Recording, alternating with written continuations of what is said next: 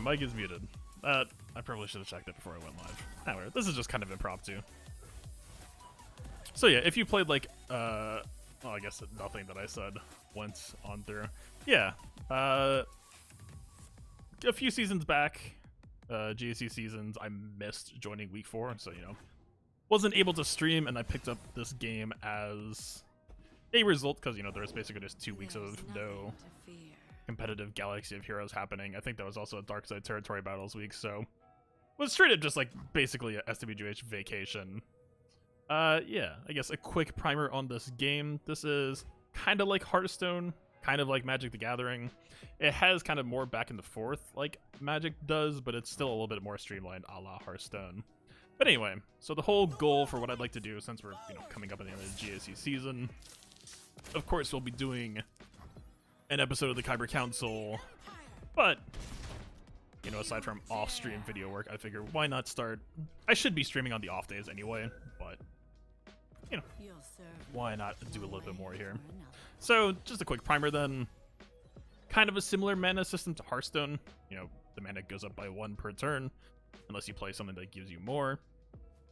The biggest difference here is any mana that we don't spend up to 3 becomes spell mana. So you see right now we have 3 mana, but it's +1, so I could play these 2 spells if I so desire, and so that adds a little bit of strategy into what cards you do and don't, you know, go through the act of playing.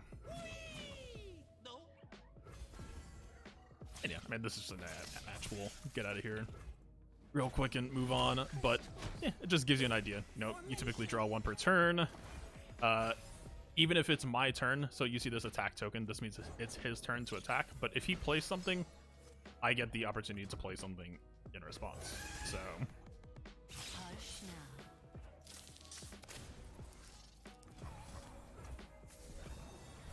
So because I played a card, then it's gonna ask him, or you know, me placing my blockers, it'll ask the AI, does he want to do something? So okay, he plays a card.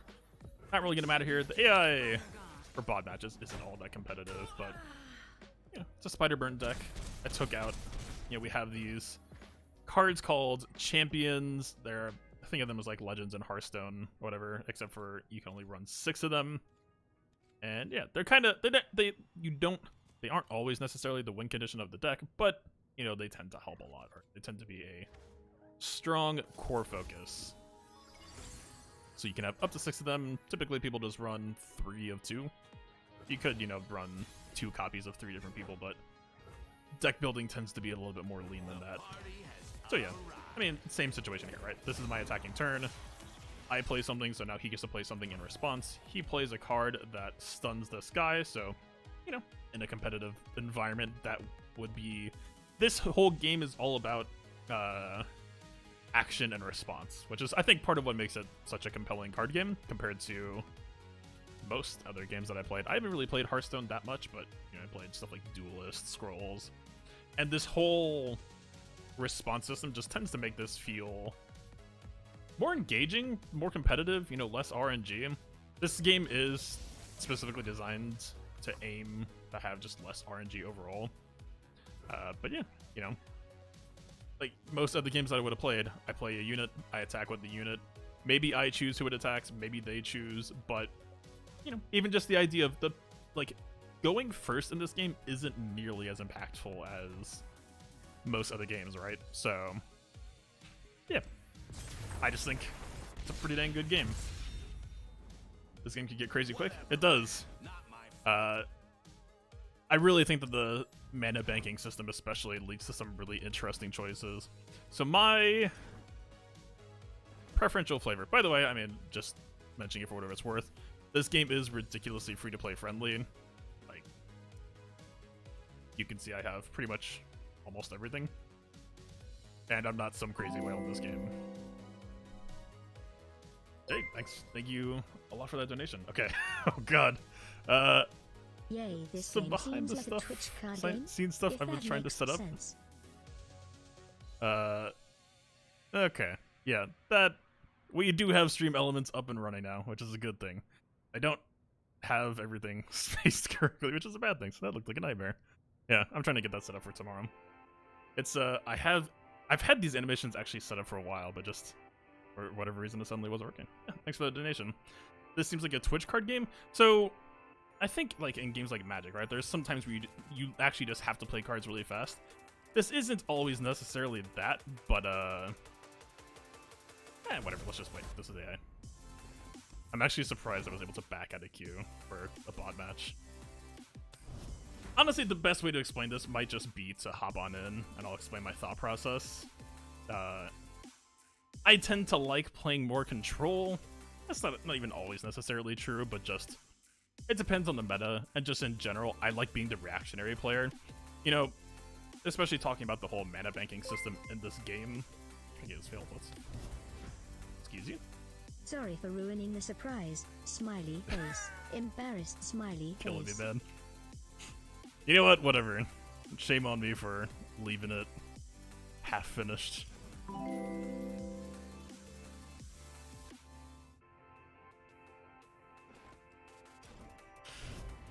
Thank you, man.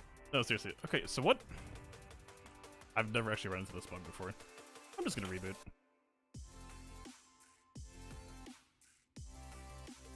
I guess while we're here, I might as well knock this out. I don't know why it was just saying matchmaking failed. The updates don't usually happen until early in the morning. This would be real tragic to just suddenly have server errors or server issues. No. Game is fine.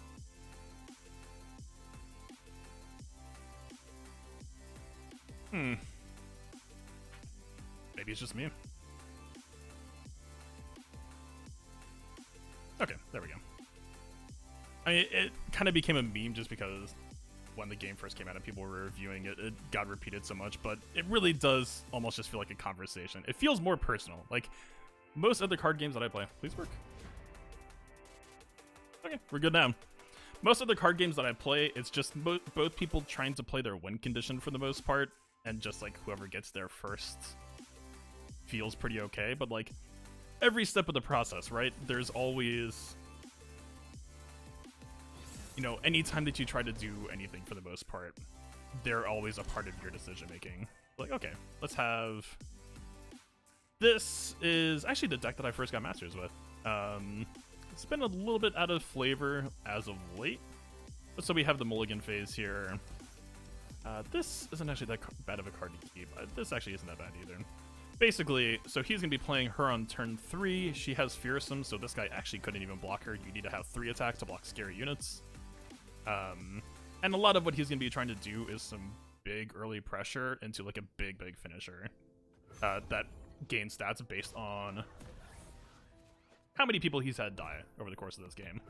Our goal here, we have this unit called Anivia. She is a... Think of like a Articuno, if you know Pokemon, like Reviving Phoenix, who, when unleveled, will do 1 AoE board wipe, so, you know, this will just get immediately killed.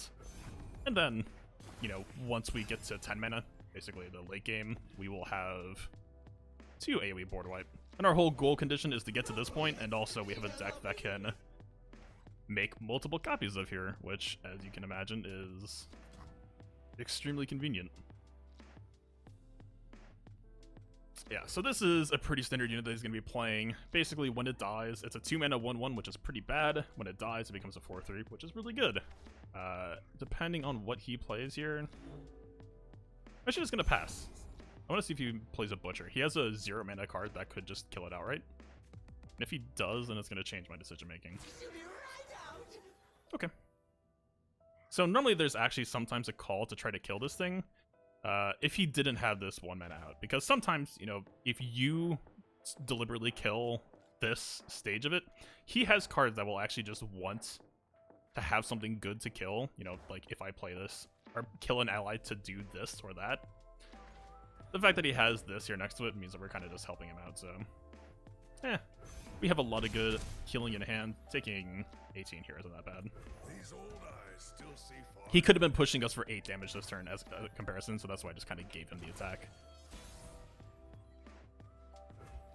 And kind of being the reactionary player here, we're kind of fine taking this pass here. So if he plays something, then it's going to go back to being my turn again. This pass only really matters if he passes back. So technically, right now, we can only bank 3 mana. We have 1 already banked, so we would lose 1 mana here. And if he passes, then he'll just keep all of his mana.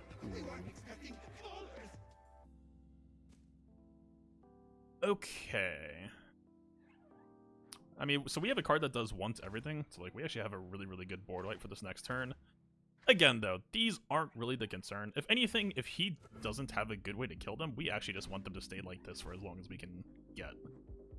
I don't know if I'm going to take attack here because... yeah, I don't think that we really need to play anything. We're up by 2 cards right now. Obviously, he has those 2 cards on board. But, like, the only thing I would maybe consider doing is, like, this. And this isn't even, like, that big of a play, right? It gets us 2 blockers, but... I mean, sure. Whatever. It's not going to matter against many other cards that we have that he could have, so...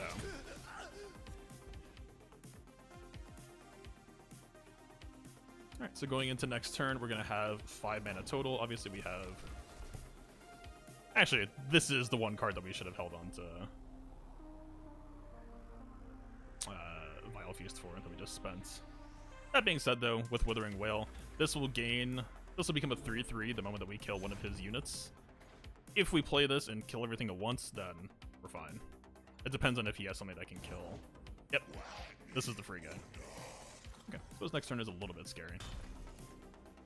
This is why I passed on that first turn, to see if he would have had Butcher available.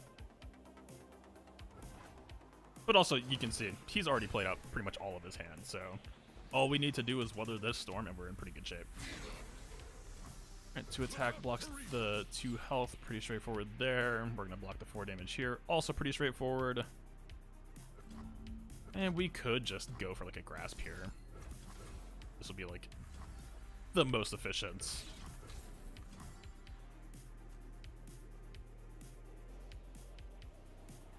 Do we really care if we just take this damage right now, though?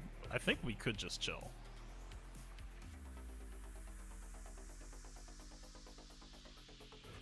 You know what?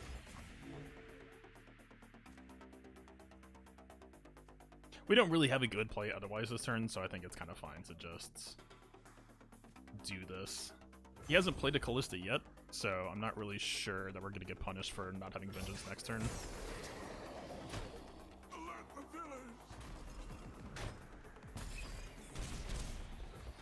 We have a card that can kill one of our allies to draw 2. I'm almost kind of wondering if I shouldn't have just cast that on one of my guys here. Actually, might have felt better. Right now, we're... okay, he helps. 3 mana, 3/3, heals anything on our side for 3. That's fantastic. I absolutely love this card. I mean, kind of the same question, right? If we pass right now and he passes back, how bad is it for us? I don't think it's that bad. And he's actually floating more mana to burn. So I think I'm kind of comfy just offering this. If he plays something, I'm fine with that. I'll play something back. But again, trying to be the reactive role here. Yeah, that's a good card for him. Draws 2 from... or you pick something from the top 4 cards in your deck and you can make a copy of it. One of them being a temporary one. Just a good kind of... so if you play a burst card and then pass back, then he's effectively said, like, I still have interest in this round. Like, I don't want to end this round just yet. But they want to, like, make sure that they get some value out of it, right? So I haven't even talked about spells, I guess. So what he played is just called a burst spell. Can't I? Oh, whatever. I guess I can't actually, like, bring up the card from the queue. Basically, burst means that it can be played at any point as long as it's their, you know, chance to play something. We have fast spells, which mean, I mean, pretty much as the text says, can be played at any time, but it gives them a chance to respond. So, like, you know, say if I tried to glimpse this guy, he has 6 mana left. His factions have cards that could easily kill something for 3 mana. So this would be me trying to draw 2 cards, but him getting a chance to stop that from happening. Okay, let's see. This turn doesn't really have that many scary options. We're 20 health again. Like, we're doing okay stabilizing so far. This actually might be a pretty good time to go for a Glitz. I mean, if we do this, we aren't actually killing his unit, which does feel kind of bad here. And we don't have a good board wipe option. So do I actually want to take this? I'm not sure. Leaving a 4-3 on board is kind of awkward here. But we're still just kind of on an awkward hand for a little bit. These cards are kind of meant to be our finishers. So we'll revive the 6 strongest allies that died, and we have a lot of, you know, like, anytime our Anivia dies and then comes back, we will make another when we play Harrowing. So we can just produce an entire board of AoE damage dealing Anivias. I mean, if we offer this pass, is this that bad? It's... Okay. He played a 1-cost card in response just to, like, if we pass back, he's at least a little bit more ahead than he was. Still just a little bit, like... I changed my deck to be a little bit less greedy, but we're still kind of seeing what happens if you get some of the wrong cards in the wrong sequence. We're still kind of okay, though.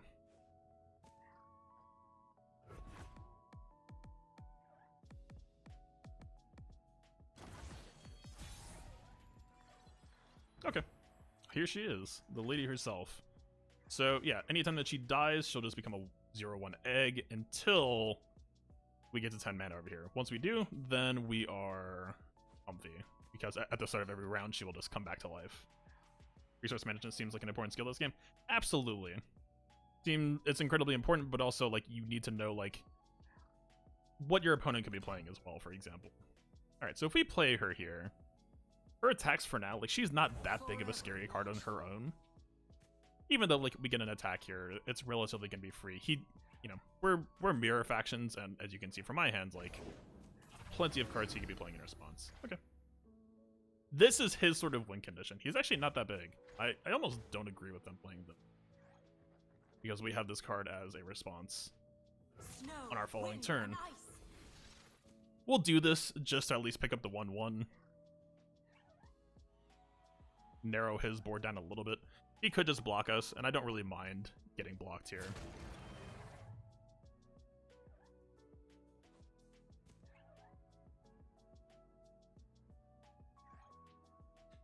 Still kind of wondering about these glimpses. I think a big misplay this game was not taking an earlier glimpse there. With the hand that we have, and the lack of many playable units to potentially do it with, I think we could have gotten that ball rolling a lot quicker. But as of right now, we'll still have a blocker next turn. With 3 mana left, you know, as you can see from the cards that I played, and consider that he's probably playing a decent amount of the same cards, he could pop this egg pretty quickly. And that would actually be the best time for us to go for a glimpse. Because at that point, she would just be dying anyway. I will be reborn. So yeah, as you can see, we have Withering Wail still sitting ready available. And they're all on 1 health. Okay, he takes the pass. I don't really mind that. We could block a 3 damage attacker, and then didn't get them down to 3 health, which would have set up Grasp, but we could, you know, have Vengeance. We're going to be at 11 mana banks next turn, which is kind of an awkward point. Like, we have enough for like 7 plus 5. But otherwise, 7 is a little bit clunky.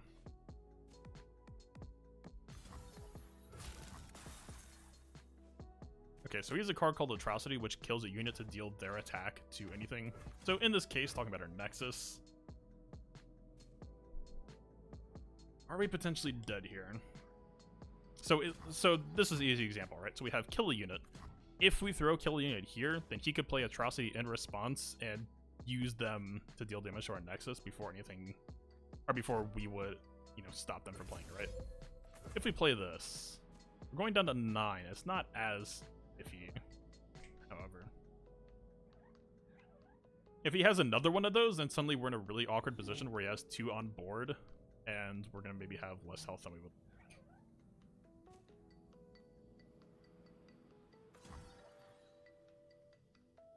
Also, kind of a cool thing here is if he decides to, you know, play some combat trick in reaction here, Whale plus Grasp here will actually pick it up at 4. We actually might have... It's entirely possible we were supposed to just play both here, because we could have done 4 damage with, like, 1 plus 3 over here.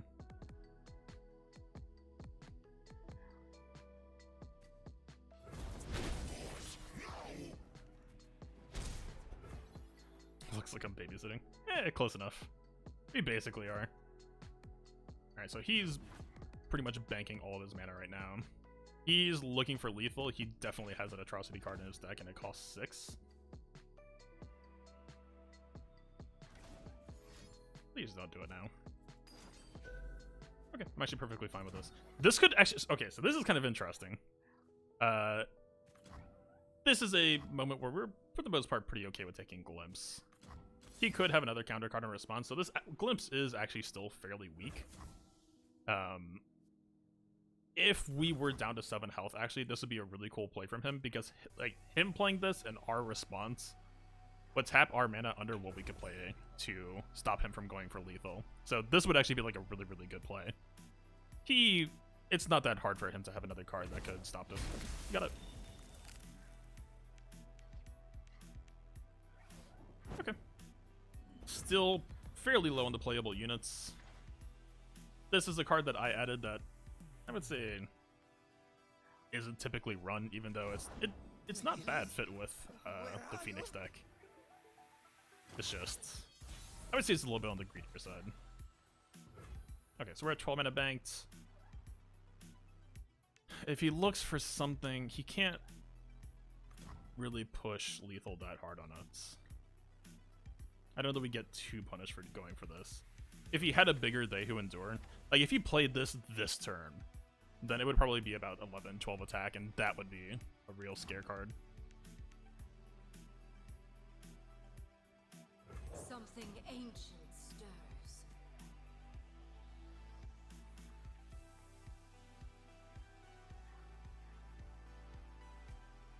So if he just offers a pass, I'm probably going to take it here.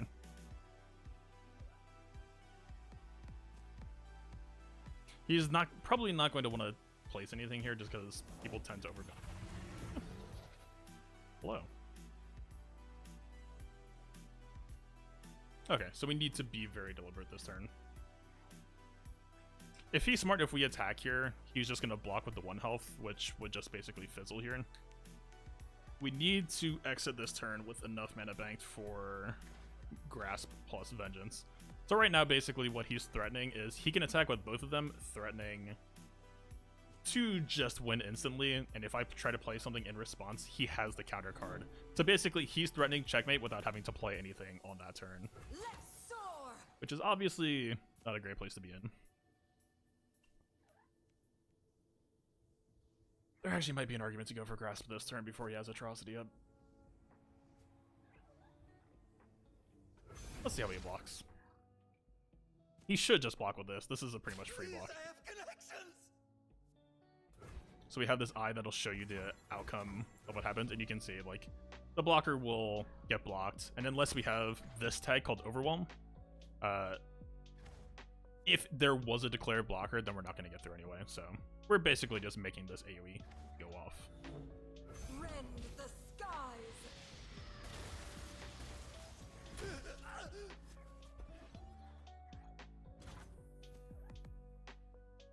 So the card that he has that's called Atrocity costs 6 mana, and I'm pretty sure we kind of just have to do this right now. It's still actually not going to be great too. He probably has an Atrocity in hand, I would assume.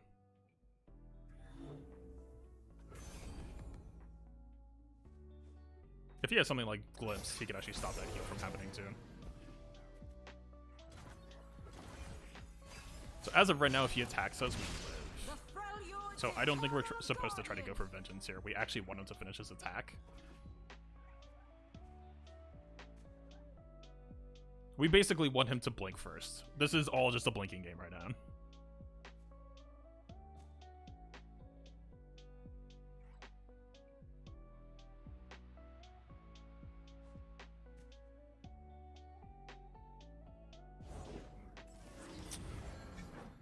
Alright.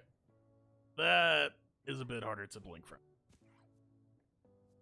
He still has 6 mana bank too, which is probably the roughest part of this. He can still threaten Atrocity. I'm pretty sure. So this is 9 mana kill all units, which is obviously just like a complete panic button board wipe. If he has Atrocity here, that's pretty much game for us. Cool thing about this is since it's an Undying Bird, if he doesn't have that answer, then we're just going to get her back next turn, so we don't really get a penalty. Yeah, he should have it. It could be Glimpse if he's just fishing for more cards. Yeah, that's game. So one of the awkward things about being in that position is, I think that's why we were supposed to glimpse earlier when we had more people on the board, is we needed to fish for those cards. You basically need to stamp those out early, like on the turn that they hit the board. And honestly, by playing Anivia, we kind of allowed him to do that.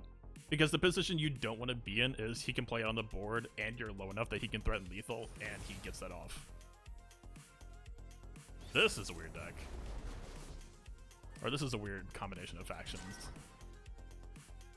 Definitely getting rid of you. Don't really need you. A little bit clunky. Considering... Okay, perfect. This is exactly what I wanted.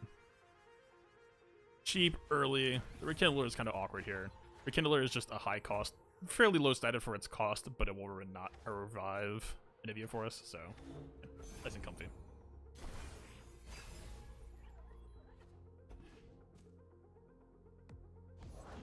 There's nothing to fear. Okay, she'll hit us for 3. Don't really mind. Hush now. I actually wouldn't even mind offering a pass back on next turn too. See what they do.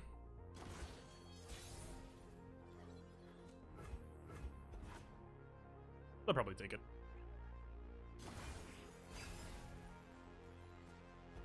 If they open attack, we're fine. If they develop, we're also fine. Okay.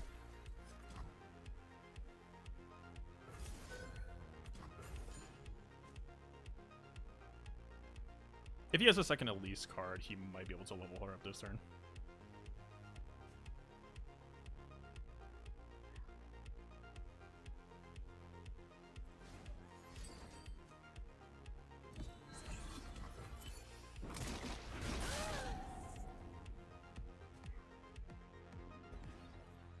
Okay, we're getting hit fairly hard this turn. We also have a lot of healing in hand though, so it doesn't really matter that much.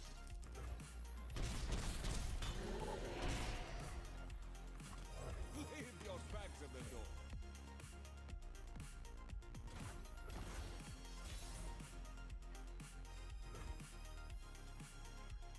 Once again, I think I'm just fine taking a pass here. See what they do.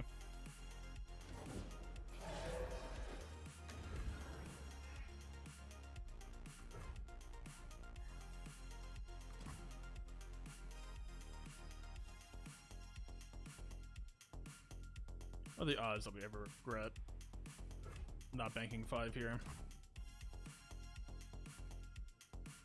He could potentially print a second Mistwraith.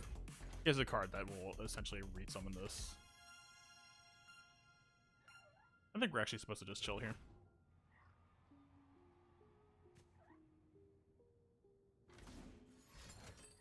Okay. He went under, that means that we can pretty freely as well.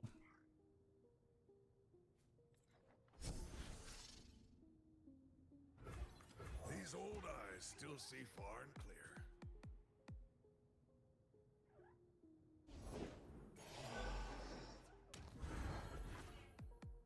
So if he plays anything at the start of next turn, we could just immediately smash our board wipe, and it'll be pretty alright feeling for us.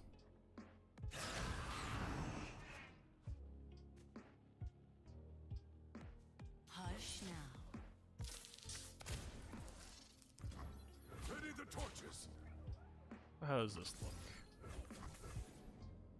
Only -1, we're getting rid of a lot of his big threats for now.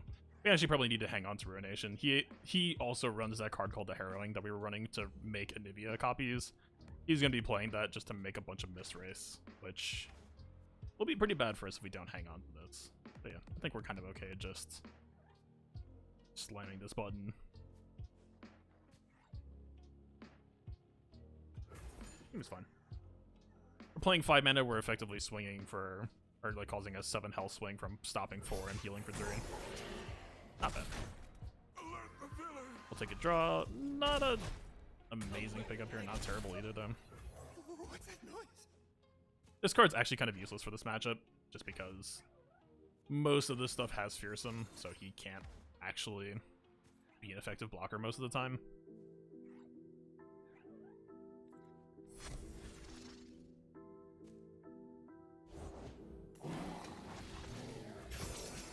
He can block back though.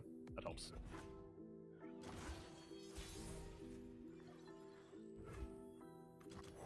What will you have? It's important that we play stuff on this turn because we need to make sure that we can pretty much just open play this on his turn. Granted, he's not going to play harrowing while he has stuff on.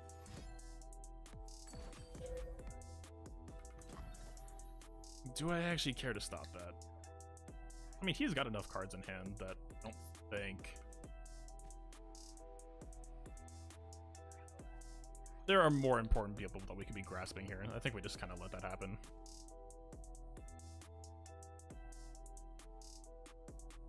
Man, this would be such a nice board state to have Withering Wail, though. We could deny this and just wipe all three of these.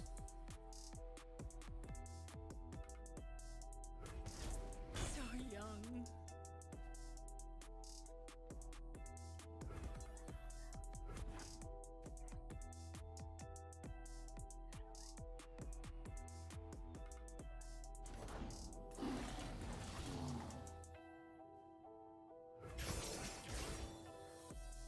So if we let it go now, we're going to be taking a little bit more damage than we need to be.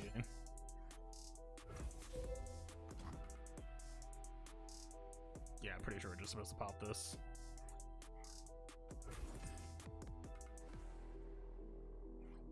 Could very easily argue that I should be draining Elise instead. I don't really expect her to be leveling.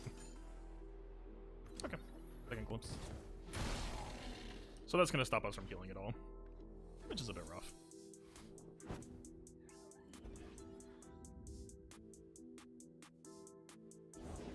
Now you've gone and upset it.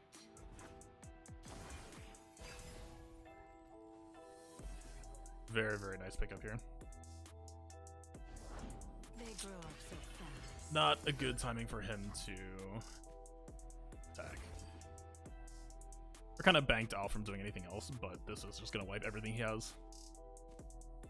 We'll make another 1-1 because when he dies, he just becomes another 1-1. He'll live. Living with one health, so not exactly the highest impact thing, but...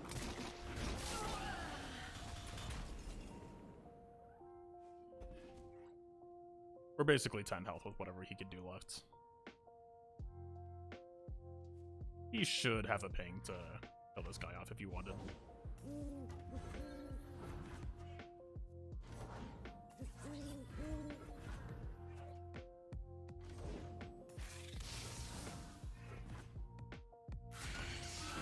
I'm pretty sure we're just dead. Yeah, most we're representing is 10 health here.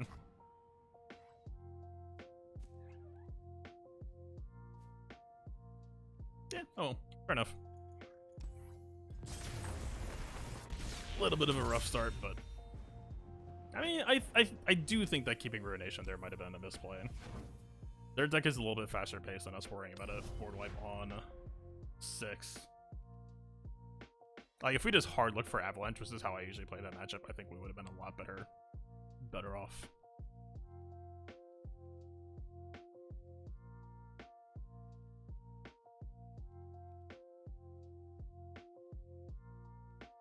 Yeah, so his deck, especially, the 1-cost 4/1s is a really, really difficult punish to deal with.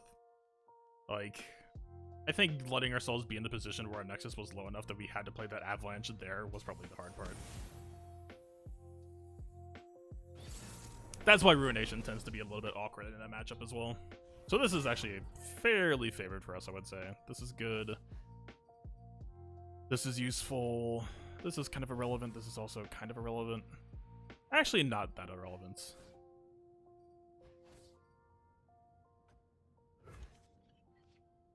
He wants to play remove on us. Actually, she's a pretty good pickup. Also very good pickup.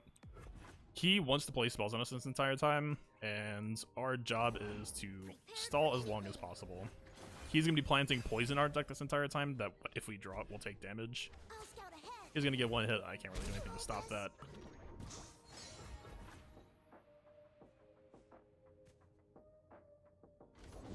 We see through all.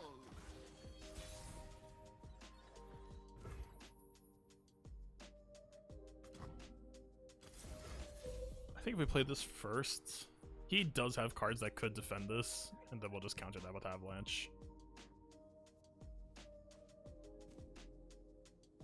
And let's just fish Avalanche first.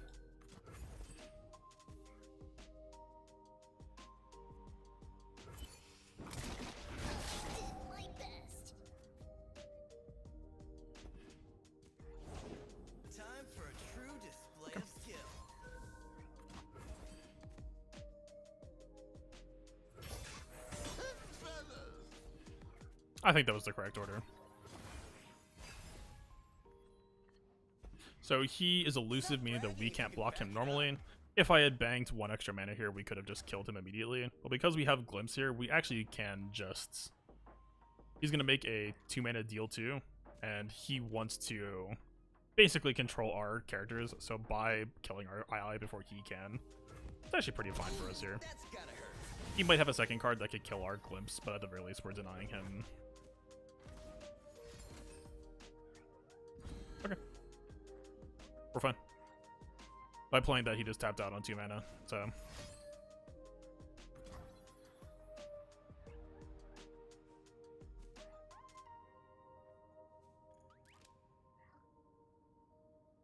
What? I mean, if that's a read, if he's just playing around Glimpser, then more props to him, but... some big question marks there. Like, that's the weird thing. You could make an argument that that's actually, like, an okay choice. But if he's playing under that assumption, then this entire matchup just gets weird for him, so, I don't know. I'll probably take this pass back. We have Grasp. 2, 3, 4. He has Share Spoiled on Teemos. That's actually pretty good for him.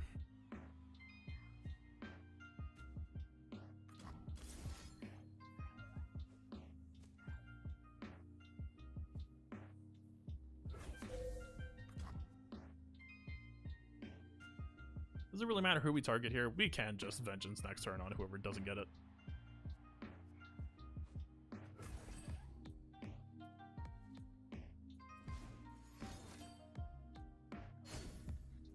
Okay.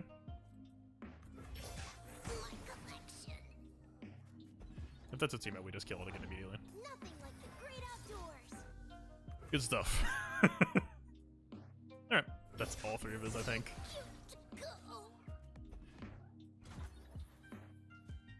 Actually, we should take this attack here. Why block?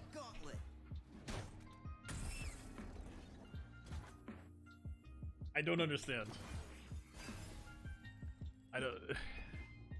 He doesn't want to kill stuff. He was gonna... Like, he has 20 health. Is this a Poro deck? What? Okay. Interesting.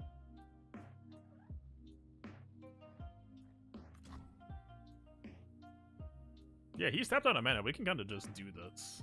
A storm approaches. Watch and learn. Yeah, you're not gonna be doing that, sir. Nailed it. So, like, he made a spell, but it only lasts for this turn. And he completely tapped out a mana to play that. Weird. Okay. So if we attack here, it's not actually that great for us. I'm gonna take it anyway. Attacking is basically just a form of passing without actually passing, sometimes.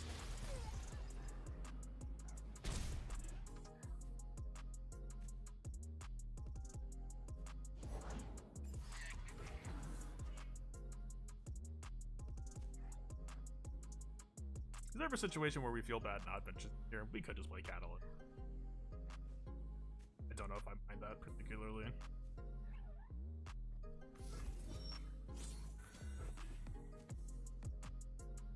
We're tapping a lot. He does have a lot of mana left that he could do stuff with, but I think it's just me playing, yeah. So we get the Catalyst off pretty much without punishment, which I'm fine with.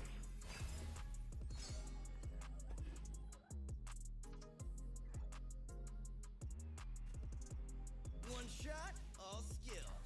Wait,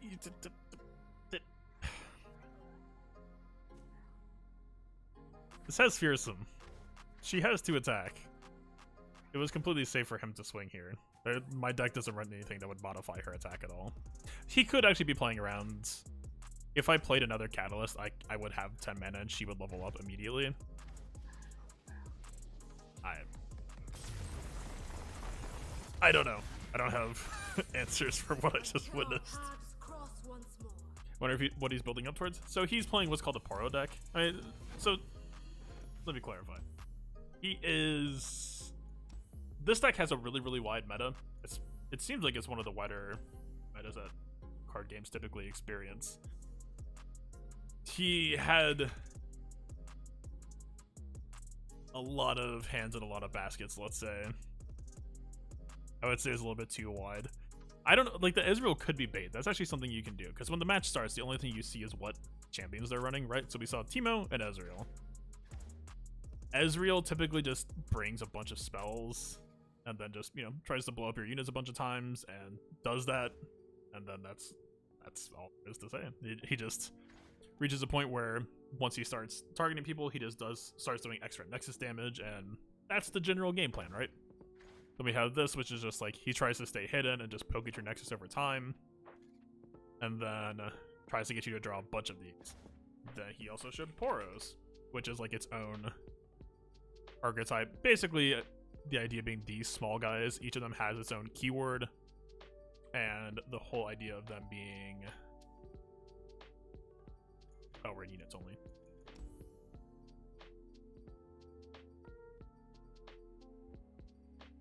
Yeah, these. So any Poros on the board, any Poros you make in the future will all just get permanent +1/+1. So not a super common archetype, although there are people who main that who, you know, get to masters and can actually climb pretty well. You know, it's a unique synergy, and like, you know, 3 mana for +1/+1 everywhere is pretty crazy. Like, this is that spell that he played that one turn where I just got to play Anivia for free. You know, it's basically draw 2 or create 2 and then make 2 Poros snacks. Like, it's a synergetic card, but it was just like, you just, you know, basically forfeited your entire turn and gave me, you know, full permission to do whatever I felt like. Yeah, I don't know. Wait. He was definitely running this card. Okay, I think I kind of understand. The Poro angle is still weird, but guarantee you, he was basically trying to be an elusive deck, I think. Elusive meaning, you know, stealth units that I can't block normally, so they can just deal extra Nexus damage. So this, he would essentially have 2 hidden elusive units that would just be 10 attack. I mean, you know, we were sitting on Vengeance, so we would have had removal for that. It wouldn't have been that scary, but that could maybe be an angle. It still doesn't explain why he's in Poros at all, right? Maybe he just felt like, you know, what else am I going to do? But he's definitely got better options. He could have just played that as an Ezreal deck until proven otherwise, especially because, well, Poro Cannon is in his faction. 0 mana, like, you discard 1, but then you make 2 of the elusives in hands. Like, I wouldn't be surprised if he was running those. Weird. He played really defensive. He should have been playing even more defensive is the weird part.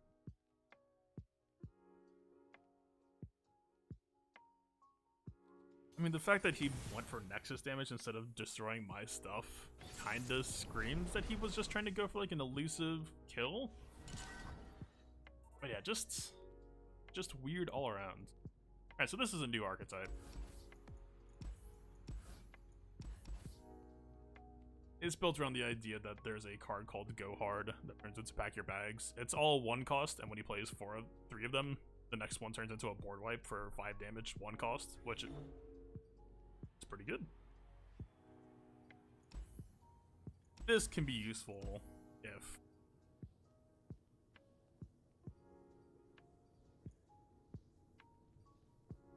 not the best mulligan. We could maybe get rid of Vile Feast. Like, he can be aggressive, he can play slow. Right, 2 of these is a little bit awkward. I mean, they are just gonna draw, so it's not the end of the world, of course, but it's basically a 1 cost, deal damage, and, you know, heal his Nexus by 1. Do I really? He's pushing 1 damage. I'm fine here. Trick shot. There's plenty of killing left. That could have been a decent reason to block him there. We could have played around that a bit better, maybe. And if we play this, it should just get pinged off immediately. But it'll at least cycle us. 2 mana, draw 1, basically.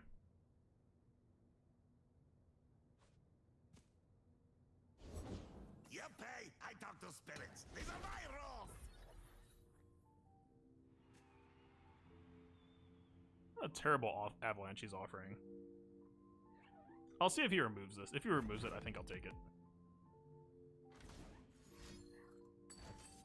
Yep. So this is the card.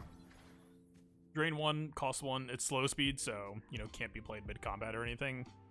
And then, once he plays 3 of them, it turns into pack your bag. Deal 5 to all of my stuff, including my Nexus. So, it's kind of a burn card on top of everything else.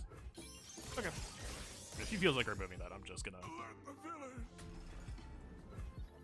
delete his stuff real quick.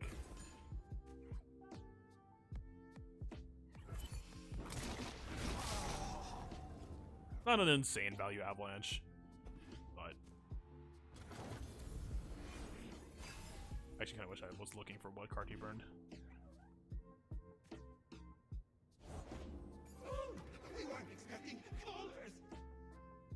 I don't usually run that. I don't know what the odds are that we're supposed to just pop it right now.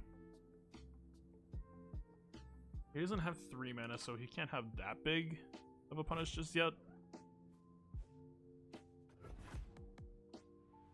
He just let this go.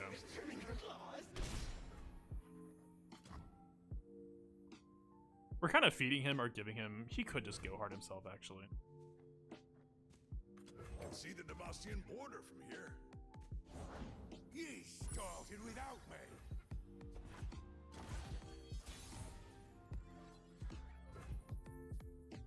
So yeah, we're in a pretty control hand.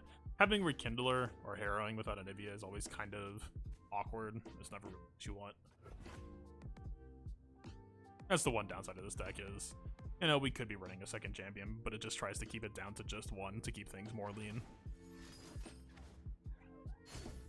Okay.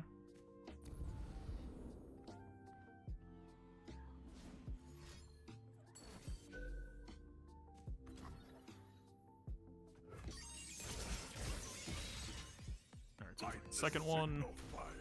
We do need to avoid our Nexus getting too low, so we do just do this to make a blocker.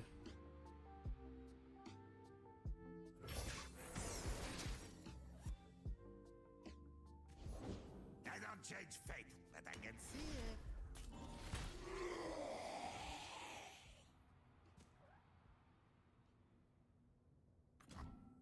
I want to bank 3 here. I don't want to play Grasp here, even though Grasp kind of lines up the cleanest, just because I want to be able to threaten Reaction next turn.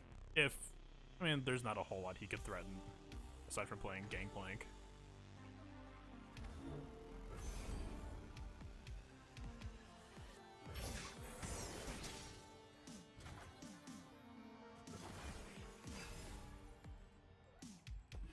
Okay, they picked up a Vengeance. We don't even really need to run it. Didn't know the boss had sent for ye. Don't know much, do ya?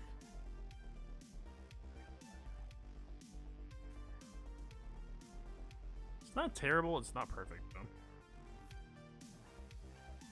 I mean, the barrel isn't really doing anything yet. The barrel, essentially, whatever spell he plays next that does damage, it'll do extra.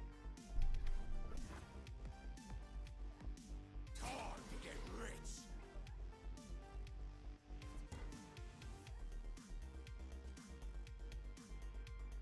If he plays something else, I'll probably actually just... Oh, please play Twisted Fate. That's what he's thinking about right now. He's got 4 floated. Twisted Fate has an option to play 1 of 3 types of cards. The one he's thinking about right now is probably deal 1 to all enemies in the Nexus. He can do give himself 1 spell mana and draw 1, deal 2 and stun the strongest person I have, or deal 1 8.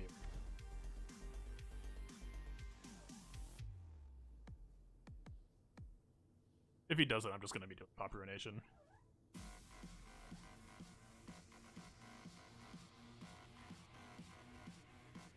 Well, actually could be a very good time to emote, but I think if I do... Okay. Doom Beast I'll also probably Ruinate for. Considering we have 3 of them. You could do worse. So he's down to 3 cards left. We have a 3-card advantage over him. We're only down on 3 Nexus health. We're in a fairly advantageous position here, with the only disadvantage being, again, we're on Rekindlers and Harrowings, but no real... We're not doing anything yet. All of our options, for the most part, are still just reactive control. Good card to pick up here. Very useful.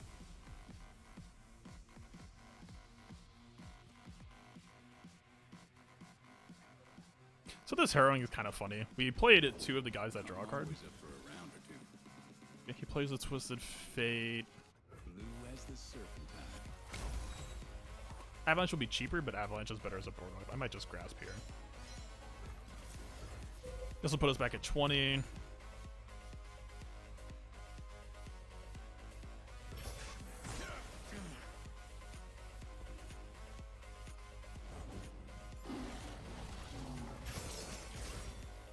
Do I really care? I mean, 3 mana dealing 5 to us. Still not really a good reason to Avalanche here, though.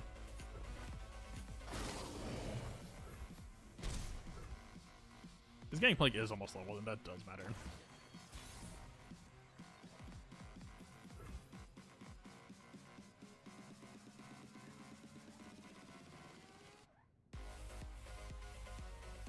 So we're on 8 cards. The max cards that we can have is 10. And if we draw past 10, that card just, you know, gets destroyed, basically. I want to see if he plays something. He should just pass back here, probably. I wouldn't mind playing Rekindler here, just to have something to glimpse. Just to try to cycle, find our Anivias.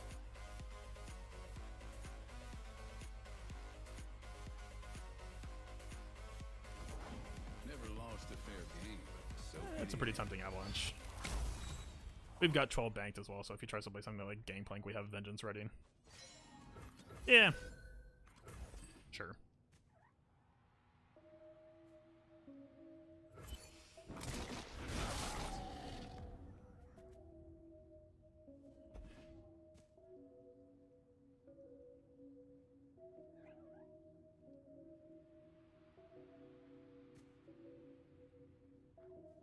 Well, sir. It's funny that this is my turn, but he's essentially the aggressor right now. always up for a round or two. Yeah, that's his last Twisted Fate. I mean,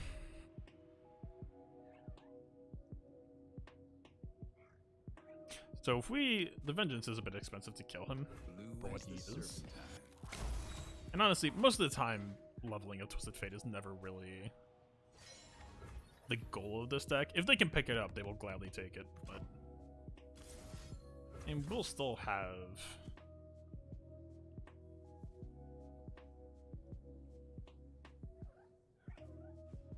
The fact that we're only on 1 Vengeance is what makes me hesitate here a little bit. I'm tempted to just pass here. That or we could just play Rekindler. Rekindler is a really, really bad play here, though.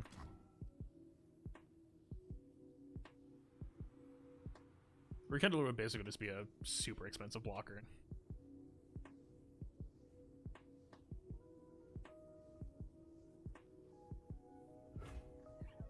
My thought process is, I think we could just pass here if he open attacks with Vengeance to stop him from leveling up Gangplank, and if he plays something like Gangplank, then we just ruin. It's a little bit risky, though. Lady Luck is smiling. Okay. I think I take this pretty happily.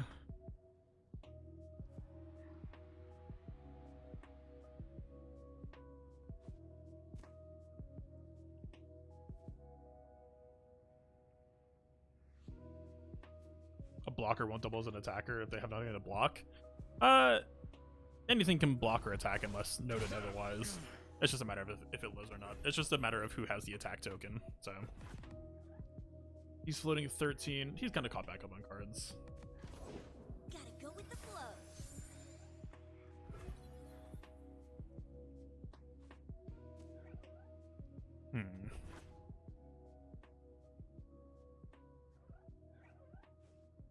We're still kind of just chilling for now until we find Anivia.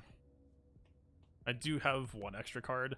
This is the one downside of the deck that I played, is like, you can tell like we're pretty stable for the most part, and we have plenty more cards that could help. Okay, he's trying to set up the pack your bags finisher. There's not a whole lot I can do to prevent that. So basically, think of it as we're 10 health right now. Technically 13 with Whale.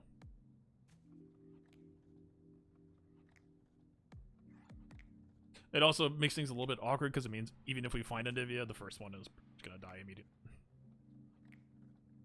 Which is fine, actually. We have 2 Rekindlers, we have Harrowing, so we have plenty of ways to remake her.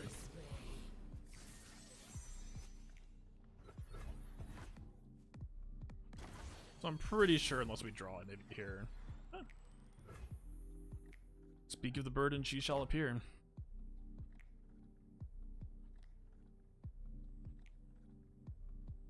He extremely likely has pack your bags right now. This isn't the best pack your bags he could do. If we could get this attack off, this would help a lot.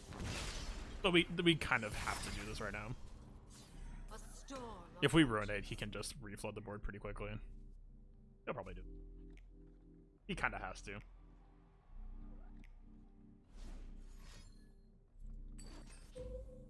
Yep. Pretty expected. The theme of all these cards is K-pop, so let's do this dumb 2-second cutscene. Tomorrow we rise anew. Okay, I'm probably just gonna pass again here.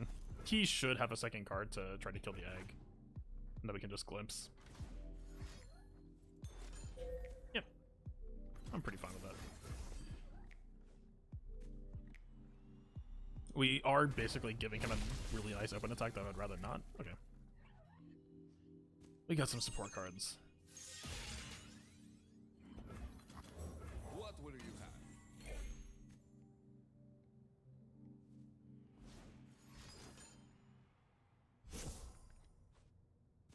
So every time he plays one of those, he makes 2 more in his deck, so he's basically... Why? Let's take this outside. The barrel has vulnerable, which means that I can just selectively drag it immediately, so...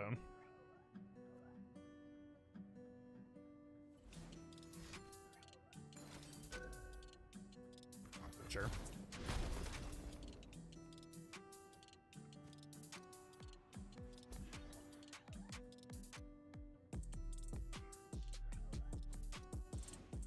We could be dead here. Well, not exactly dead. It's not that hard for him to have 2 more go hearts from how many he's been drawing and printing, so... You'd be threatening open attack. Nah, he's 1 off.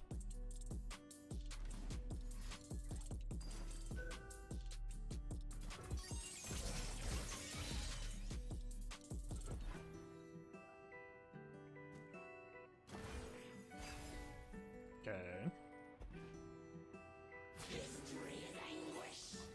Let's talk about Interesting attack choice.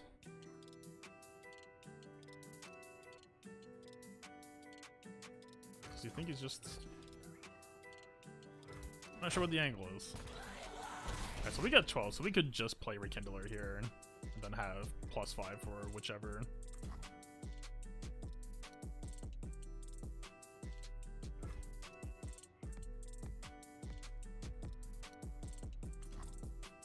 I mean, if we were Kindler here,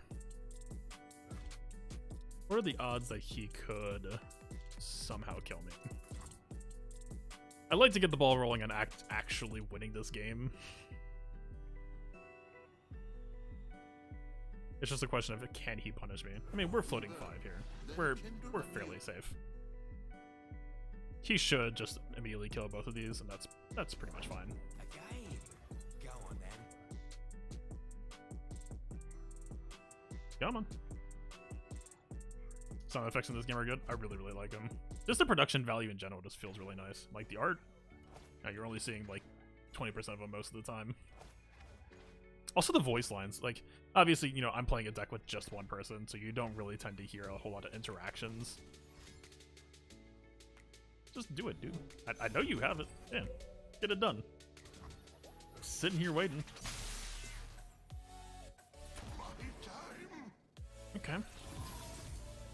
But can you kill the egg? The big question.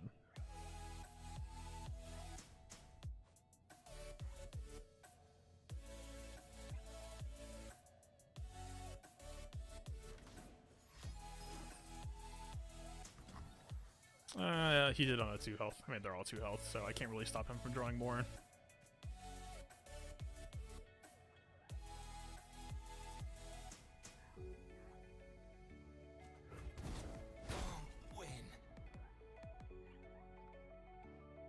Am I supposed to just heal now? It's possible. Because we have a potential harrowing next turn. But if we harrowing, we're not going to be able to do anything else.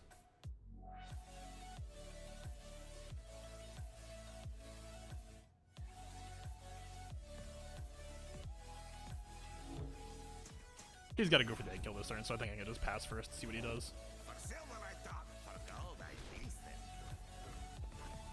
He's looking. Okay. It's actually not a bad time to do this right now.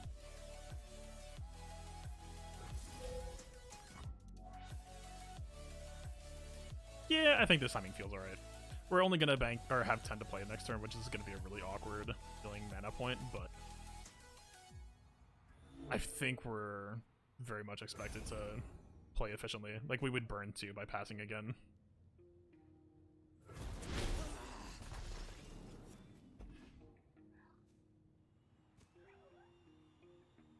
He should have 1. Just do it. I know you have it. He doesn't.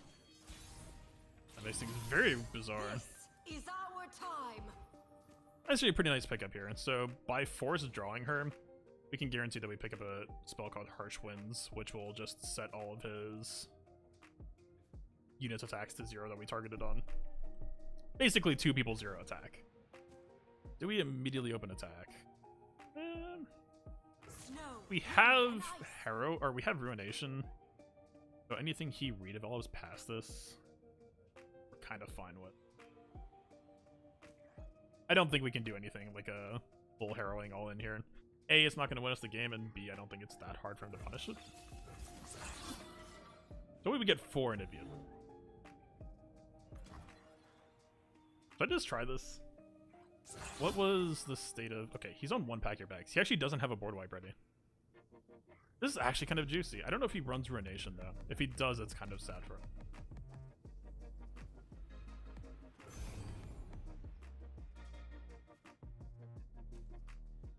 If he had pack your bags ready, if he hadn't just played it, then this would be a very different scenario. I think we might be able to get away with this. Alright, so this is the big win condition of the deck. This is what we've been playing towards.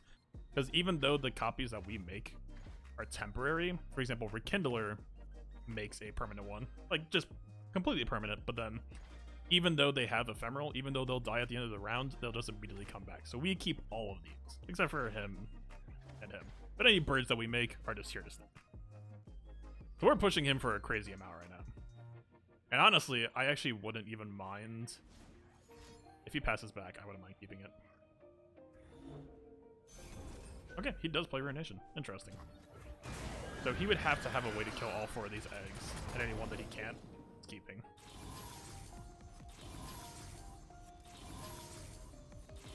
With the mana he has left, I don't think he has an easy way to do that.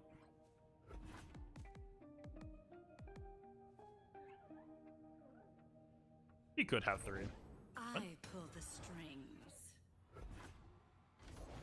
Be nothing left when I'm done. Interesting. He's kind of bricked out. Just to be BM.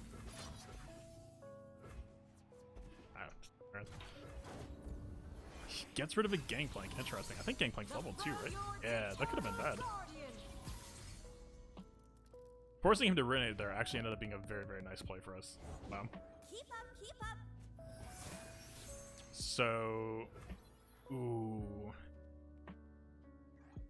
So if we Ruinate right now, we would kill all of his board, and we wouldn't even blink twice. I'm fairly certain, though, that we're supposed to just... You know, he would be able to kill an egg.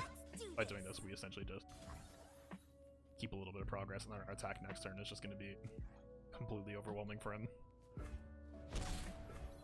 Okay, we're down to 5. We have healing left in hand.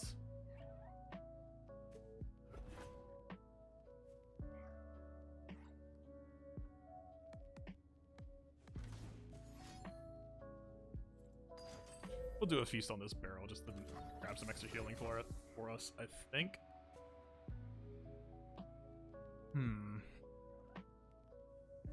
This will push us to 6, which is higher than Go Hard. We're wasting a Spiderling here, but honestly, we actually don't want this Spiderling here.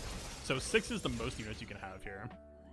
And so playing a card like Harrowing, if we had, like, you know, one of him sitting around or a spider or anything, it would actually be terrible for us because we would be losing a chance to get a bird back or anything, or a Rekindler who would make a bird. Use them. Kind of surprised he didn't choose to block the 4 damage. Weird. Okay. So he's not dead this turn.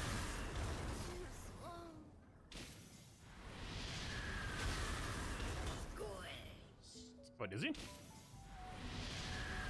I'm bad at math. He's totally dead. Okay. This is gonna be a minute. Unfortunately, these animations don't get expedited at all.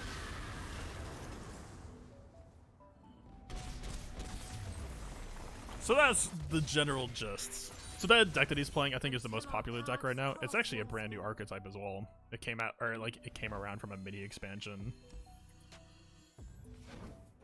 Took a little while to find Anivia, a little bit longer than I'd like, but I mean, you get the idea. So we have basically like what the deck normally does that I haven't really used to run 2 Chroniclers because, like, you know, of course, Anivia can die, so this says kill an ally, then revive it. So you could play this on an Anivia, you would get an egg plus an extra bird. You can actually also just play this on Rekindler, and he will just immediately make another copy of Anivia. Game's DLC is paid? I mean, so here.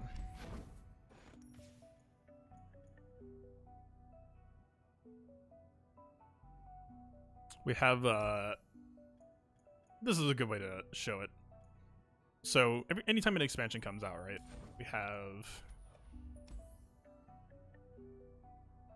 The next expansion is about 2 weeks away, so I don't really have an easy way to show this. Like, you have to make the cards, but also you get a, like... Basically, as long as you're, you know, playing, there's this weekly vault, which gives you a stupid amount of stuff and also doesn't have a cap, so you could just keep grinding. And then there's also like these region reward roads, which you can also see just 3 rares, a purple, and a legendary. When you see wildcard just means you make whatever card you want of that rarity. So like, you can see right now, just from playing, I have 7 champion wildcards. I've been using my epics up, so I don't have any banked yet. But whenever the next expansion comes out, all of these wildcards go towards the next expansion, right? Just, you know, when it's in the game. It's not like I have to buy packs from the new expansion, right? So yeah, I mean, this isn't a rare situation either. People have been playing this game for a long time, are able to just, like, when the new stuff comes out, you're just good to go. You can actually kind of see if I go into... Like, Targon was a new region, and like Soraka was part of the first expansion for this region. Bilgewater, let's go to one of the originals. Oh, interesting, they only show the latest. They basically expand the road out every time a new expansion comes out. So, capsule and a bunch of crafting shards, contains a random epic from this region, 3 rares, an epic, and a champion, 4 wild cards, and just and so on, right? So you have the weekly chest, which also just give you a bunch of stuff. Yeah, capsule and shards. 3 capsules and a bunch of shards. And we'll see if I level up one. What am I right now?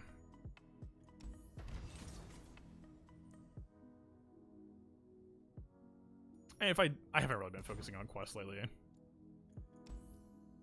Stun units, we're not really going to be doing that. Play a game with Karma or Hackram in your deck? We actually could be doing that. I don't really want to do that in rank though. It's a very difficult deck. Attack with elusives. I don't really play a deck right now that does many of these things.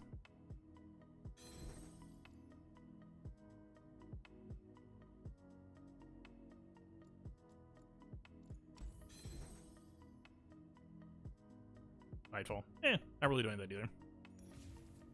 I mean, whatever. Let's see. Do I still have... Yeah, I do. Okay, I could actually probably just do this. Just to show what the... Wait. Okay. Throw this rank for a second. This is considered to be a very hard deck. If you thought that that other deck was a grind out, or like a very slow deck, this is just complete absolute control. The old running saying for this deck used to be that its win condition was the opponent surrenders, because it doesn't typically have a way to close out the game normally. So yeah, we got stuns. Deletion. Her whole thing is kind of like Anivia. Once you reach turn 10, you get a bonus effect, but her thing is when you play a spell, she copies it. She doubles it. And also her champion spell is make 2 spells from your regions, and when she's leveled, of course, that's 2 mana, create 4 cards. That is disgusting value. Okay, so we kind of got a weird control mirror, but I'm like a weirdly... I don't know if I want to say more proactive. I don't know, this is going to be weird. There's going to be a lot of passing, I assume. Pass, pass. We both want to hit turn 10 pretty badly.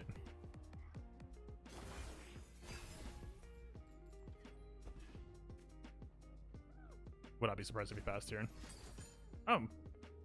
Okay, so this is, like, I mean, I run it, but not a whole lot of people do. So this is actually not bad for us.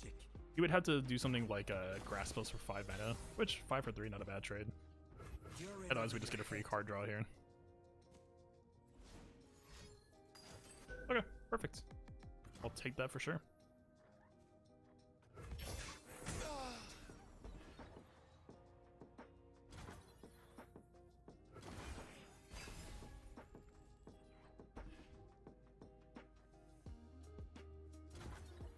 This is a card that doesn't really warrant a reaction from him. I think we could just stick this without him really feeling the need to do anything. This is 6 mana, so this is the turn that he could play Anivia. I wonder if he would, like, play her in response here. I fight with my spirit, not my fists.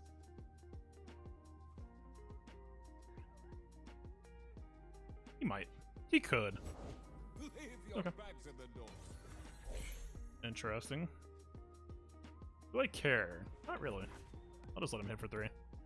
Let's take this outside.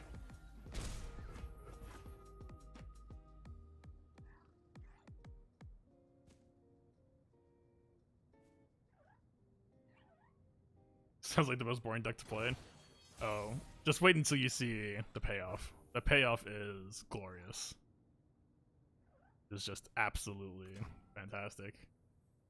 So if we play a Karma here, we could probably get a removal out of him, and then we have a Rekindler to bring her back on turn 10. So we could play Rekindler and then make 2 cards.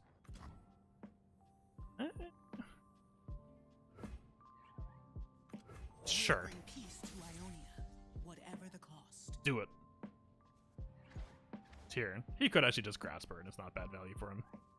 She'll have 1 extra health that would stop him from grasping. Okay. Perfectly fine with Vengeance here. Ionia.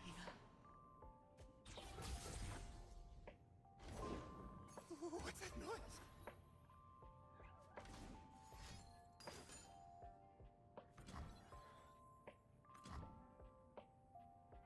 This is what we call a bad play.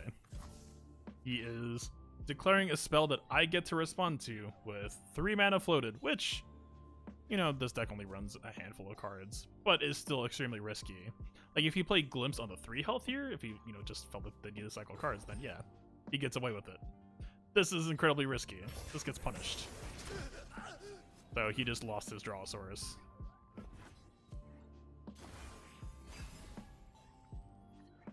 That actually could have been... You could actually call that bait, because that was one of my main tools to kill, like, an Anivia egg. Ready Which I would say, you know, fair enough. That actually could be relevant, but...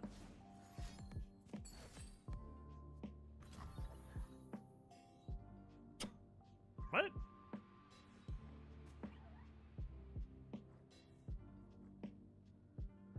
Man, his hand is really small. Like, it's... This is such a dumb play, but I actually almost don't hate this.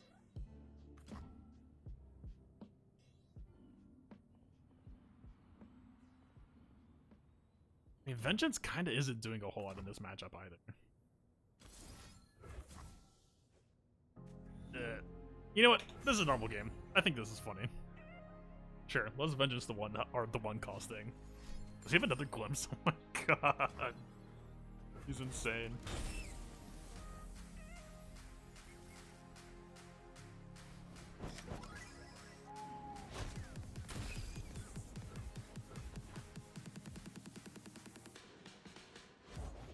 That egg. Did it move? That was funny. I enjoyed that.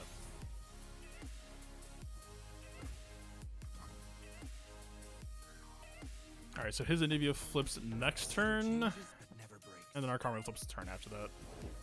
Something ancient stirs.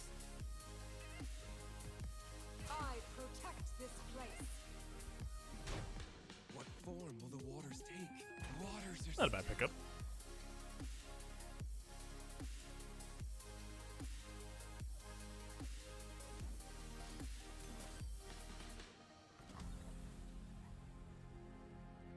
He wants her Blizzard to kill it in one hit.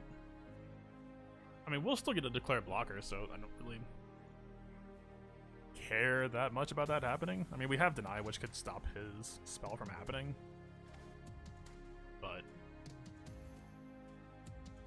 again, why?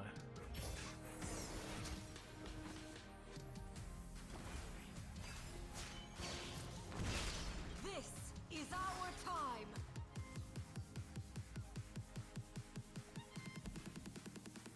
Huh. Let's soar. The dragon binds us. So basically, the blocker, we're basically just deciding who isn't going to get to hit us.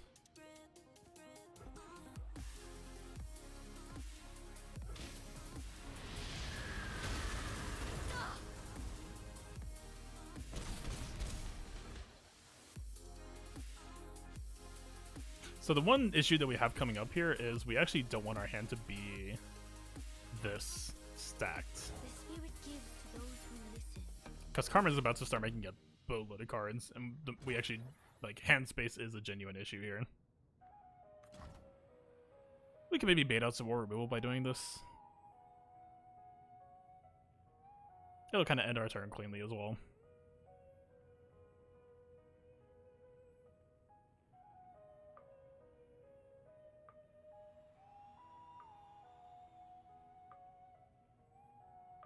There's a decent chance that Karma will stay alive here. It's not high, but it's not low either. Honestly, actually, I think we should have done... Okay. Unpunished. Interesting. I don't think we should have played the 2-mana lady. I think we should have done Rekindler, then we would have had Deny to protect her, potentially. Alright, now... we get to become a little bit of a bully. Now anything we do gets doubled. So...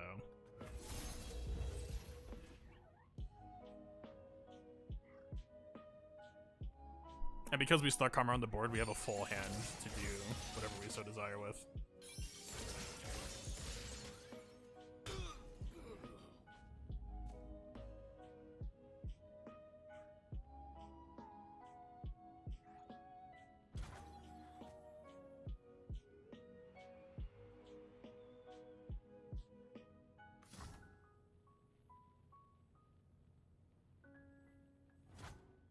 I've only played one Go Hard. The ideal for this is we want to draw a bunch of them at once, so we could just start getting, pack your bags off, wipe the Anivia board. That kind of fun stuff. But I don't know if it's that nice feeling of a play here. We might still find some. I mean, we only need one to get the AoE off, and 2 would be lovely here.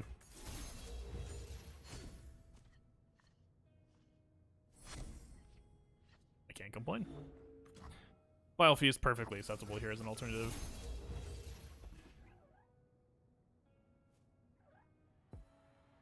So we can still kill the Anivia Egg on top of denying any possible ruination incoming.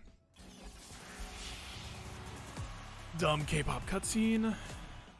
Do what you must. Rest in ice. Now's the point where it's probably going to get something out of him. He could play like a Harrowing. Rekindler is not a bad choice. Ours is the will of Ionia.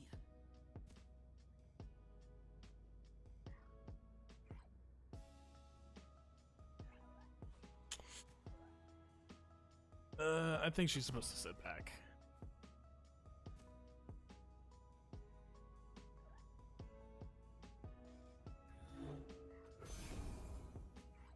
Join the conflagration.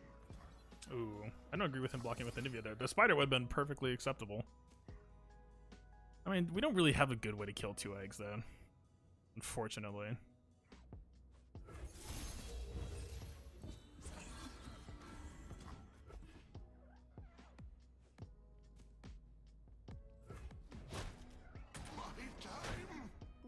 trained when we return malevolence. We actually could just go fishing real quick. If we happen to make like a go hard or something.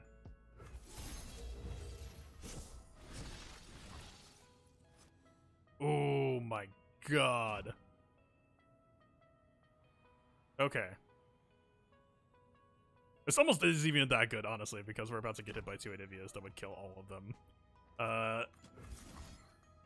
So we lost a Rekindler and an Eye this turn. We would remake 2. We would have 50% chances to bring back 2 Rekindlers, so we could make 3 Karmas right now and start quadrupling spells.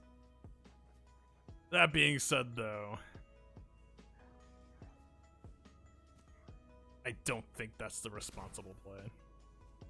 The problem is, if we Vile Feast to kill an egg, then it is gonna... We'll have Spiderlings next turn that makes Miscall awkward anyway. Unfortunately. As funny as this would be.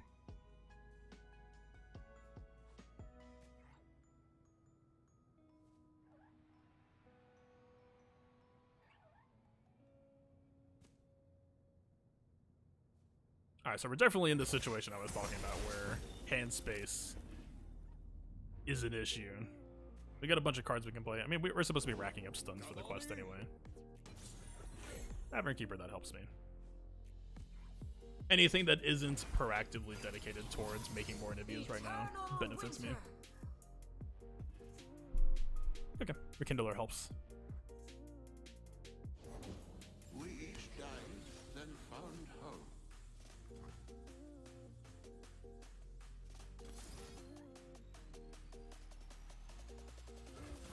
So this will make a 3-2, but because we're casting it twice, it'll stun them twice and make 2 3-2s. We could also just... Well, this is Follower. Follower means, like, these guys. We can't do it with the champions. Otherwise, this would have been also fantastic. If we pre-Vengeance, we'll actually just keep our board healthy, which isn't terrible.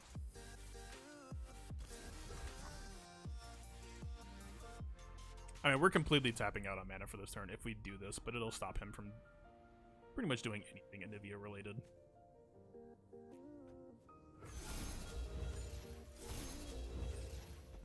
It also means that we aren't going to be killing any eggs, but we don't really have this specific version of this. Normally we would be running damage spells like you see in the Anivia deck I was running. I ran this because this is the stun version for that daily quest, but as you can tell, yeah, it's a little bit unfortunate not having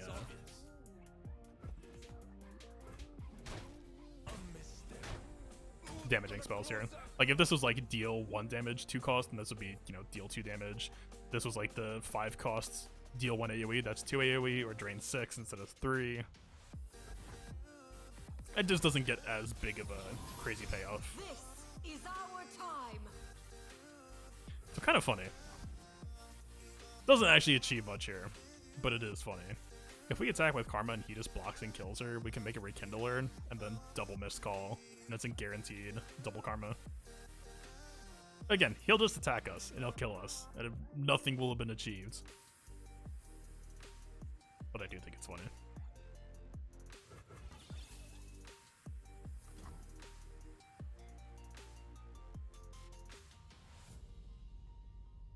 Lady Elise, where are you?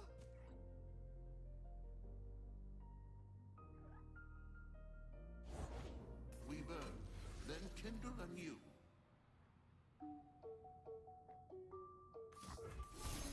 We kind of need her champion spell to just start making damage spells for us, since we don't have them.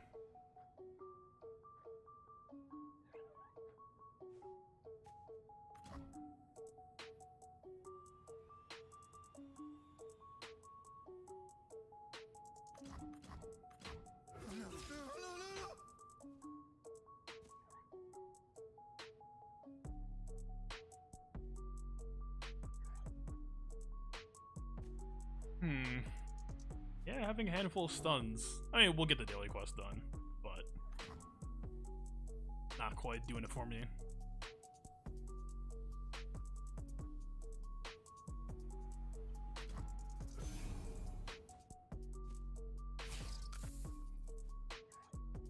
I will endure. Again, doesn't really have a reason to be blocking. Like, we're threatening, what, 2 damage? He has 18 health? Like...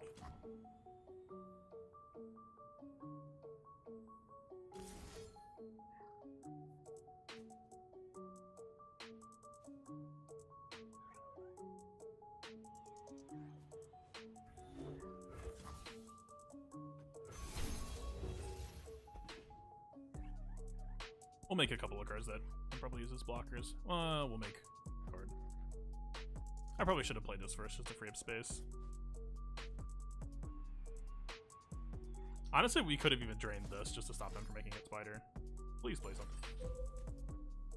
I still make cards, my man. You're not denying me as hard as you might think.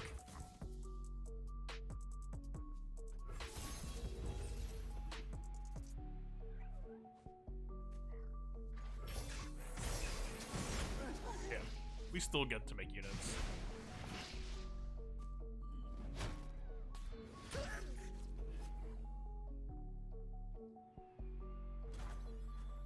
Yeah, I mean, without any actual damaging cards in hand, we don't really have a good solution to stop the Nivea horde from taking over.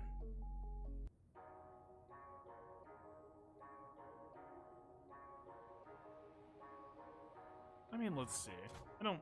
Like, this would make a blocker. It would just die immediately. I don't think we need to play this yet. Don't really mind losing her. Alright, Chicken. Thank you for stopping by, and thanks again a lot for those donations. I had fun doing this. I know, maybe not the most interesting deck to stream. I think at least Peace has its cost. explaining my thought process. We should be blocking the 4 damage. Alright. We came here literally only to stun, so... It's just dump hand.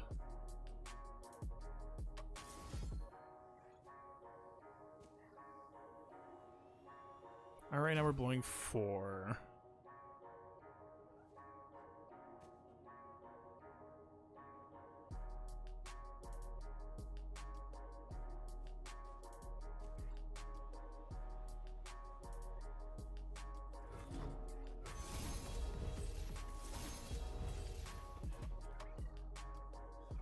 I think we should be good on stun quest from these 3 or these 4 plus the other ones I just did. A couple turns back.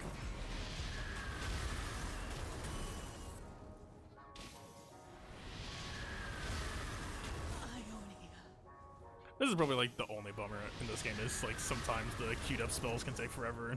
I do wish that it like if it was repeating, like make each one like progressively a little bit faster. I mean, we can make another Rekindler. He probably has a control option that would get rid of her.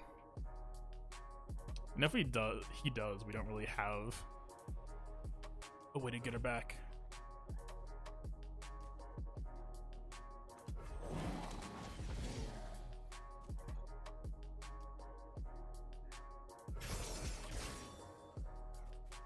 Then again, if we actually were able to successfully stay Karma this turn, I actually might just fish this right now. If we can get her back, this is what, maybe 50-50?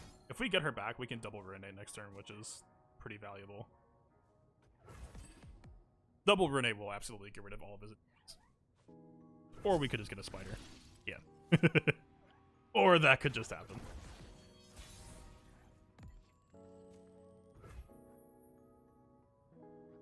Fortunately, we're only on 1.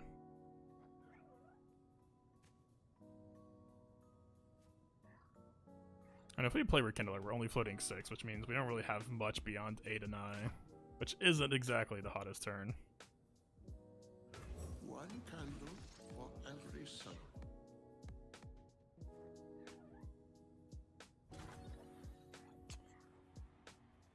Good pass on his part. He doesn't really have to do anything. He's just threatening an immediate mow down. We will not stand by. Yeah, in this position, a stun heavy deck isn't really doing much against the Nivea. You're only delaying the inevitable. We would need the more permanent removal flavor. Protect this place.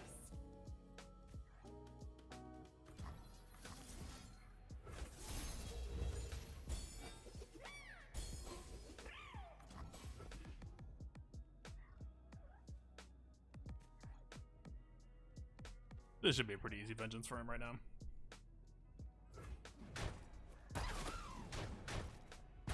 Or grasp, whichever he's sitting on. I mean, only 4 cards, but still. Sure.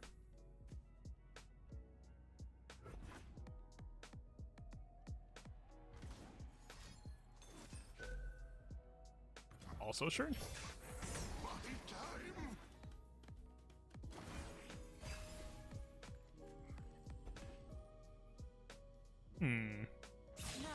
And this will definitely finish our stun quest. Act with conviction.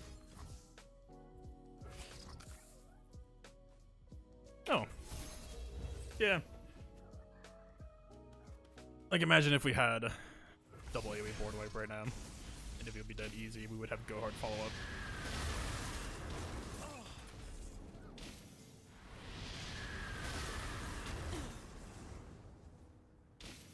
Considering the creator of this deck also gave up on this list, I should probably just have deleted it by now. Whatever. Let's draw one.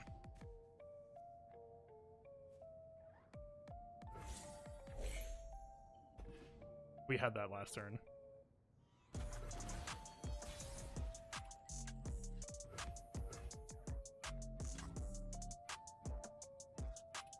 We can actually get rid of 2 Anivios. Although he's either gonna have a way to reprint birds, whatever. I'll just do this to show it. Because we're pretty much dead either way anyway.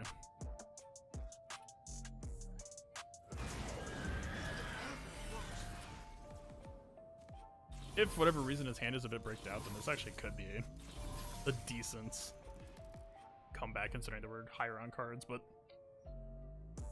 yeah, this shouldn't really. Just pass. You literally have nothing to do here. You just pass. Yeah. You always pass here because on the off chance that I don't have anything to play, then you just get all 3 birds back, no questions asked.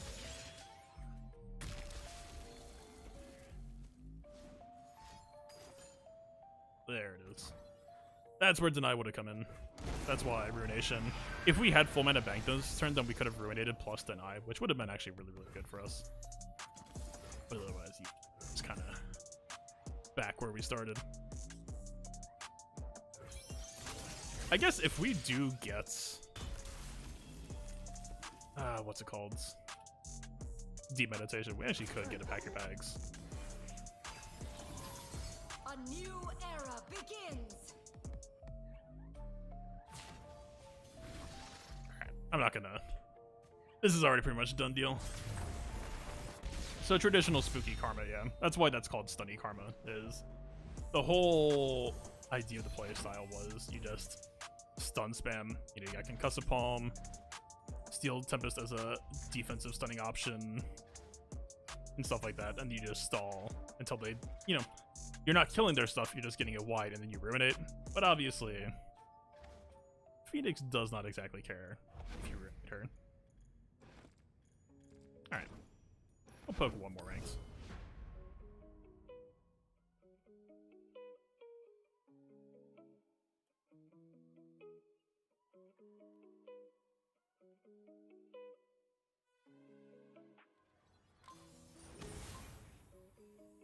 Alright, same matchup. We took this last time.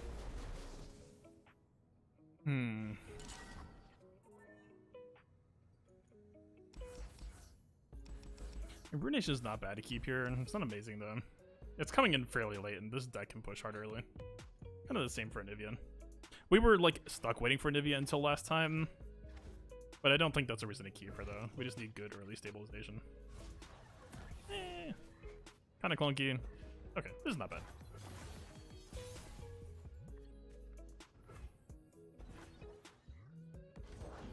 I've whipped up something special. So if he has go hard, this will be a little bit unfortunate. Nothing escapes my watch. But otherwise, we just grab his barrel for free. He has to play right now. Okay. That's what that pass is so strong in that turn. Alert the village. It looks like we have no intent to play anything. They can just... A lot of the time in this matchup, I'll just grab that barrel for free. Questions asked. For silver I talk, for gold I listen. What's that noise? Sure. You basically just gave me a free pickup. Sir? I'll buy us some time. You have to get me out of here.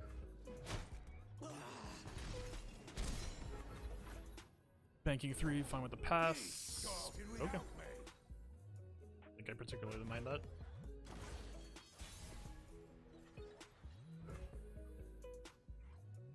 He's on 4, he could play Twisted Fate. We'll still have enough for grasping if he does. Where are you? Make an extra blocker. Either way we can pass. Deal me in. Eyes open.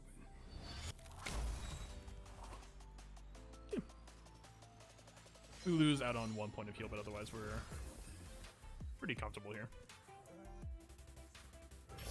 I'm out. No point attacking here, we just keep these blockers for defense. Double harrowing. This is why I brought this down from 3 to 2, and it still feels like I can't avoid finding them sometimes. These are my wrath.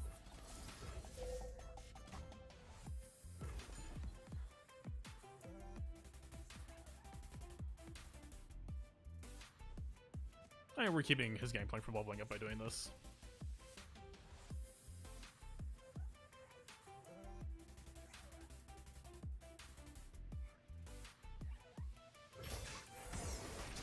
Is he thinking about glimpse, maybe? I don't know. That was weird.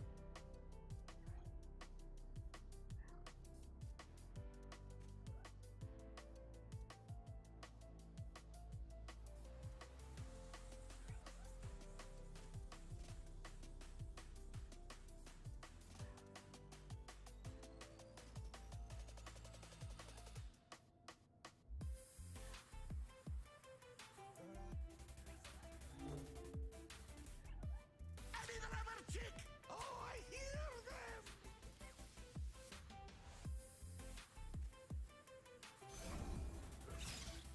Don't really know Connection. what the goal of that is, but sure.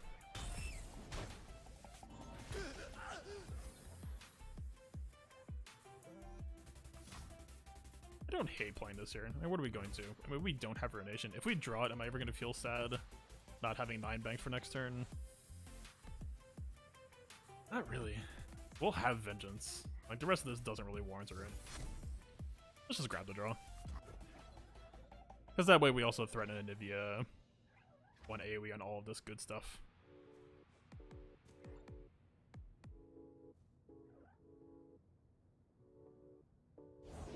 I'll burn for what I've done. Okay. Just for the sake of mana efficiency, I guess.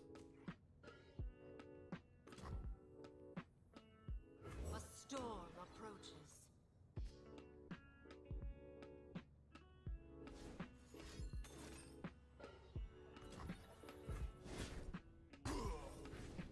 Time to reflect.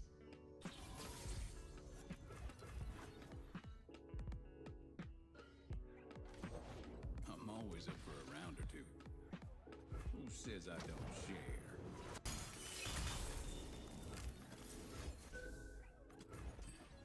Okay. I'll take some damage this turn. Yeah, plenty of healing. The Harrowings are still a little bit clunky though. They aren't really worth it yet.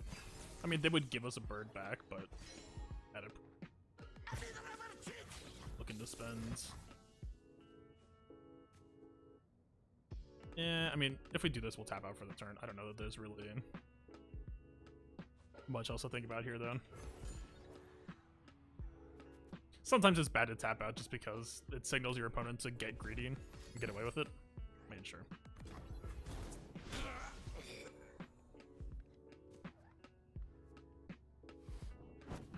That is a nice tempo swing for him. I mean, if we just let him swing, we would have 7 right now. We would go down to 4. Tavern Keeper would get up 19 health. Yeah, maybe we should have just let that go. I don't know.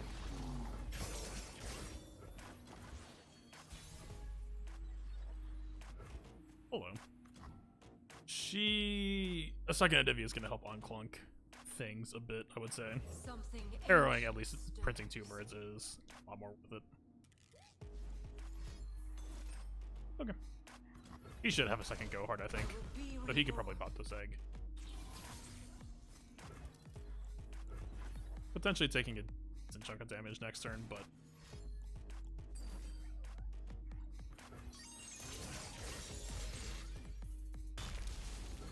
if he open attacks, I think I can just harrowing in response. Actually, Vile Feast here is good. It'll swing us for 3. It actually does kind of matter here. The glimpse, okay. It's possible he could play pack your bags on this harrowing, but then I could just get an even better harrowing next turn, so I think it's okay. He already attacked, so we don't really get punished for this, even if he can wipe it.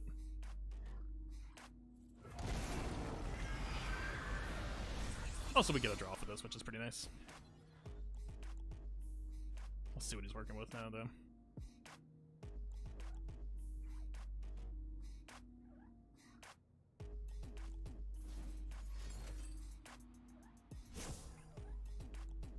Good. One go hard gone.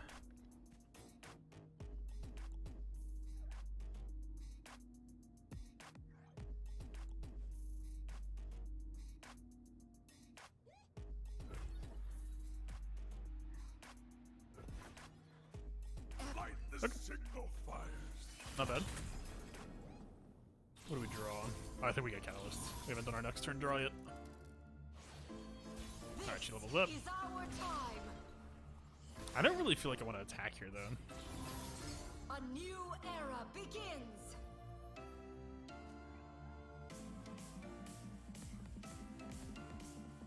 Maybe I'm supposed to. I don't know. This is weird. I mean,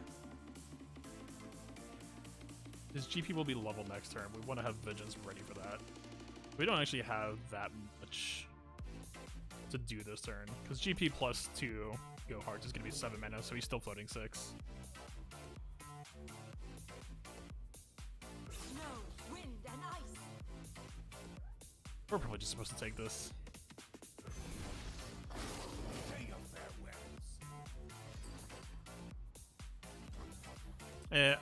We can't punish that.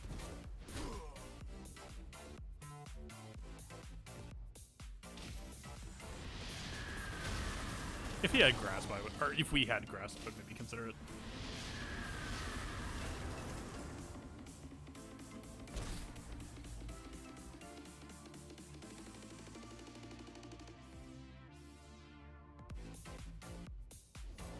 Be nothing left when I'm done.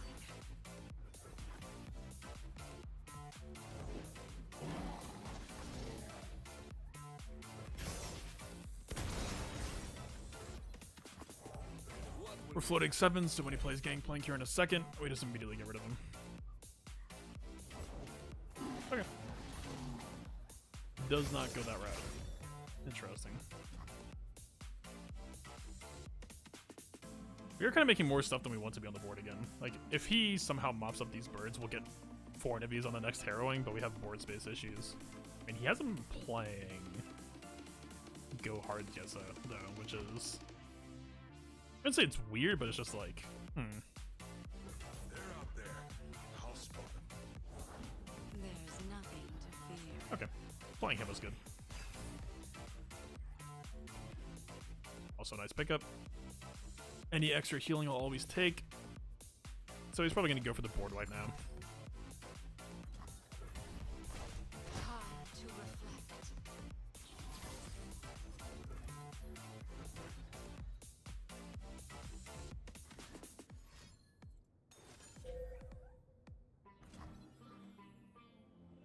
Okay, so let's say he does, because it's definitely coming. If we harrowing off of that, we're still pretty much fine, actually.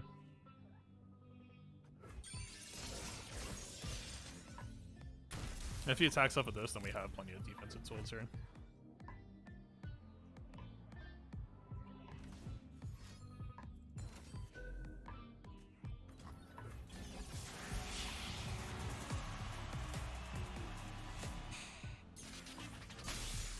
We got another 3 health, but we're just going to repopulate our board in a second, so I'd say it's pretty fine.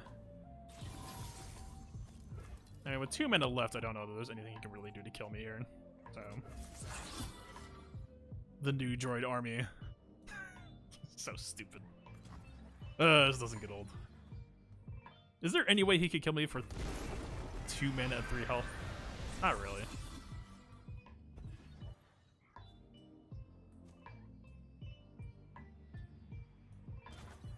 What? It's quite the pass you've got there, sir. I mean, of course, he shouldn't really swing anyway, but we know what's coming next. Alright, so we're basically at 9 health right now. This is our time. The Freljord's eternal guardian. Is there any reason why we're not supposed to attack here? We could just burst past. He's only on 3 cards left. For my homeland. Whatever, let's just take it. Clear off. Come, stay a while.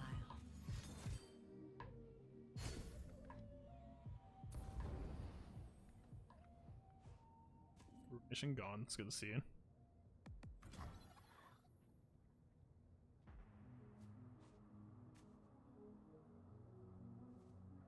I wouldn't actually mind glimpsing now. If he kills one Anivia, I think I'm okay with that. I'd like to have more proactive heal options in my hands. I don't know, is that a weird option? Is that a weird choice? Is there any real difference between 5 Anivia and 6?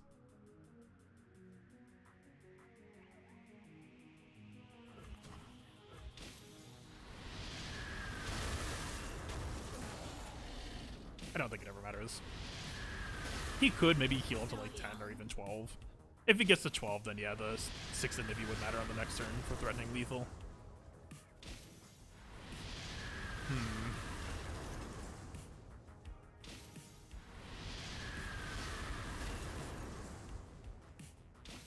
Oh wait, I'm just bad at math. He's 4 health right now. I take it back. We should have glimpsed off of that, I think.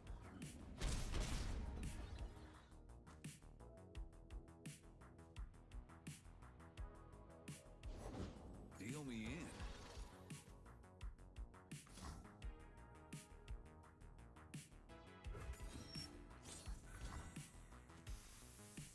Okay.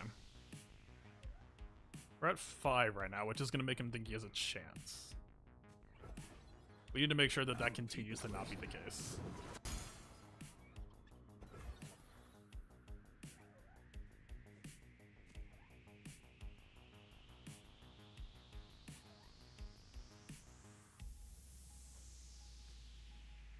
Okay, his counter is at 0. I mean, Whale right now I wouldn't hate. Glimpse is a little bit too... Is it? I don't think it's that bad. I think it's probably fine to pick up. We might be feeding in a minute here. It's okay. I will be reborn.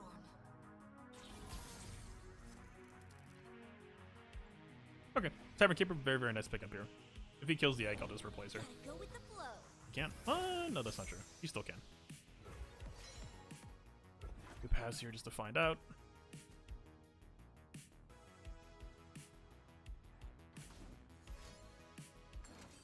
Okay. Suits me just fine.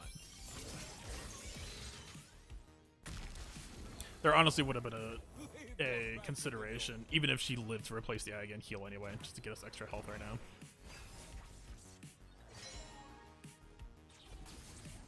Nice pickup.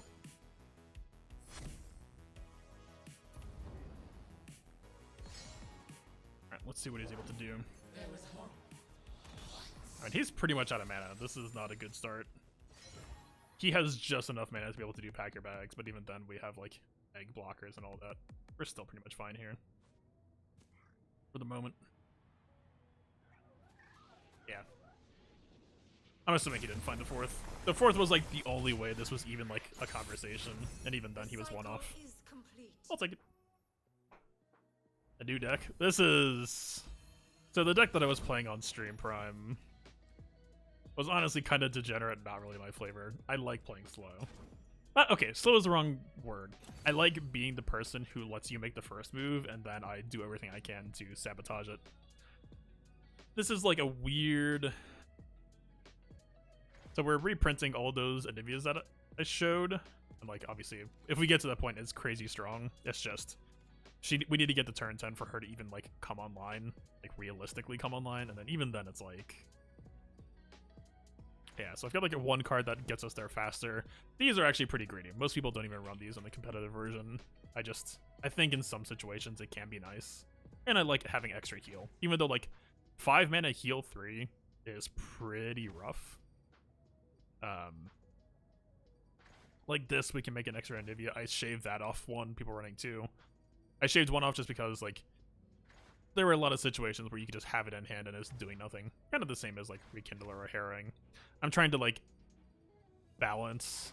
You know, you can only run 3 maximum of one champion, so you know, we have her the 3 max. This was actually running 2 of. I could actually see myself going back to 2. I mean, these guys I just added. I mean, they're nice because they're 1 mana and they can block twice.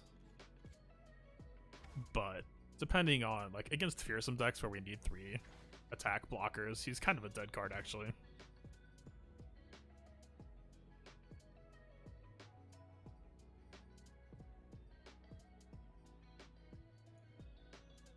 Yeah, I don't know. I mean, he's also nice that he can exist after Avalanche or Ruination. Ruination especially. And let's stick with this. Alright, we are 1 win away from Diamond. And once we get to Diamond, we cannot fall back down.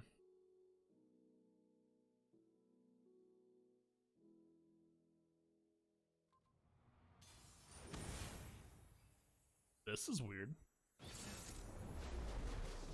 Not a normal deck type. It was like dragons, but dragons without Targon misses almost all of the dragons worth having. Avalanche not actually that bad here. Withering Well can be kind of bad. Glimpse? It feels really weird to keep Glimpse because you would almost rather just look for cards you would rather have instead. I don't hate it though. I don't hate it in this situation. They're going to have a lot of single target removal. Is that a weird choice? This Mulligan might be throwing, but I'm going to try it.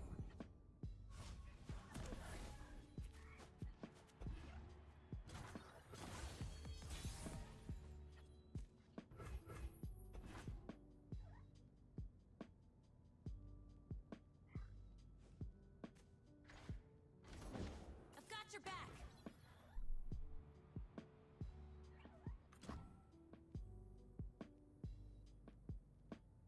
Yeah. Nothing escapes my watch. Normally I like to pass back on the 3rd turn so we can have 6 mana to do whatever with. If we take this attack too, I doubt he takes it. Or I doubt he blocks. No closer. Fair enough. Light the signal fires. Not a bad pickup either.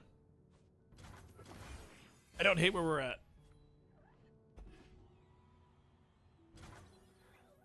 I also don't really hate dropping this.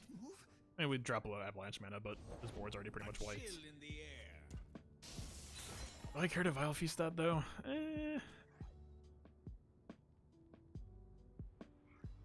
So we could just Glimpse right now off of his attack. If he has single combat, it'll actually just cost us our Glimpse, though. If he uses single combat right now, though, it actually might benefit. God, if we had 1 extra mana, we could actually Glimpse and have the Vile Feast threaten on his guy. This is... I almost want to say this is unnecessary.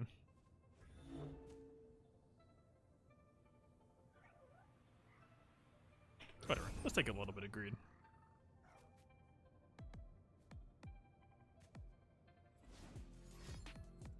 And there's... yeah. Honestly, still not that bad to get out single combat that way. Single combat is a very, very high value card for them, for this deck.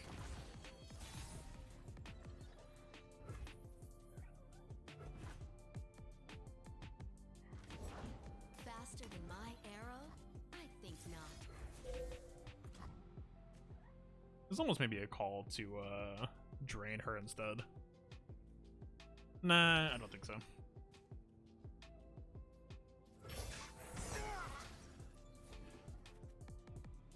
So her whole thing is she's trying to continuously freeze our enemies to level up. And then once she's leveled up, frozen enemies just straight up can't block at all. So, very, very strong finisher, of course.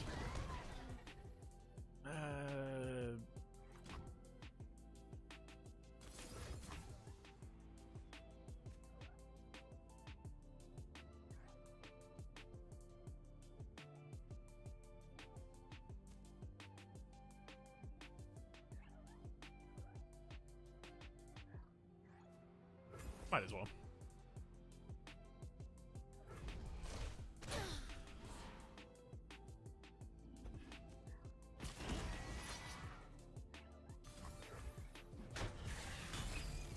So his whole thing, he has the Fury tag, which means when he kills someone, he'll gain +1/+1. So basically, he healed back the damage and gained 1 attack. We're kind of fine passing here because even if he takes the pass, we're just going to block it again immediately, so... Strength in grace, beauty in the blade. I mean...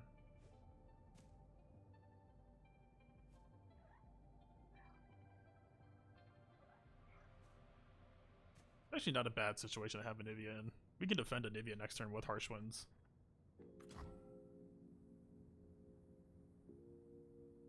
Something ancient stirs. I don't know. We'll see.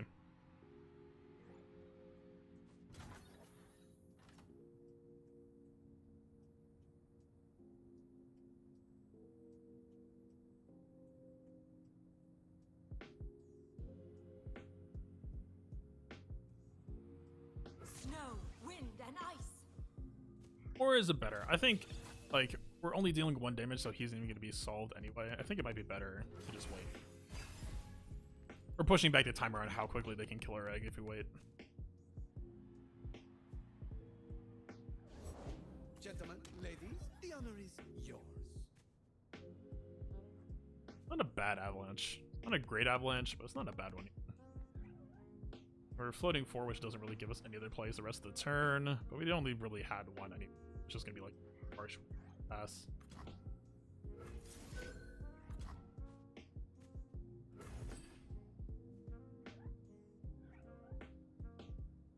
It's also better to avalanche now before we have an egg on the field that we're trying to keep alive. But he'll just drag her. Might even have single combat to kill the egg after the fact. That's okay.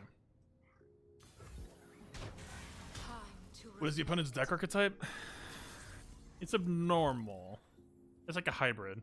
Like there's the dragon archetype, which is just the dragon identity is the whole Fury thing.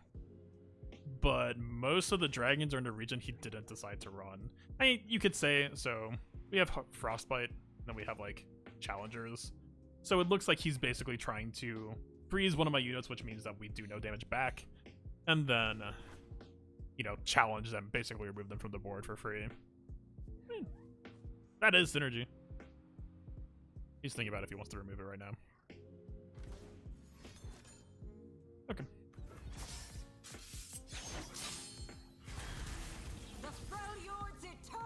Okay, so we have Rekindler.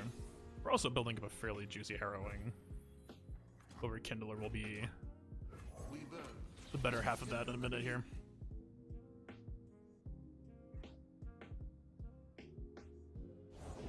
A true Freljordian welcome. So he's tapering out on cards fairly hard here.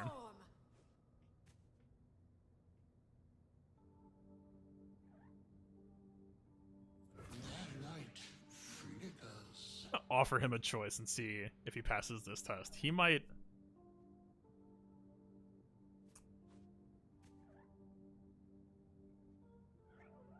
If he takes this Rekindler, that's actually really good for us. If he goes block here, because this guy's going to die anyway, so he can just block here to deny her damage. If he blocks here and doesn't have a trick to keep him alive, like a barrier, which he very well might, his deck fits that style. Otherwise, we're just killing him right now. The 2+1. Okay.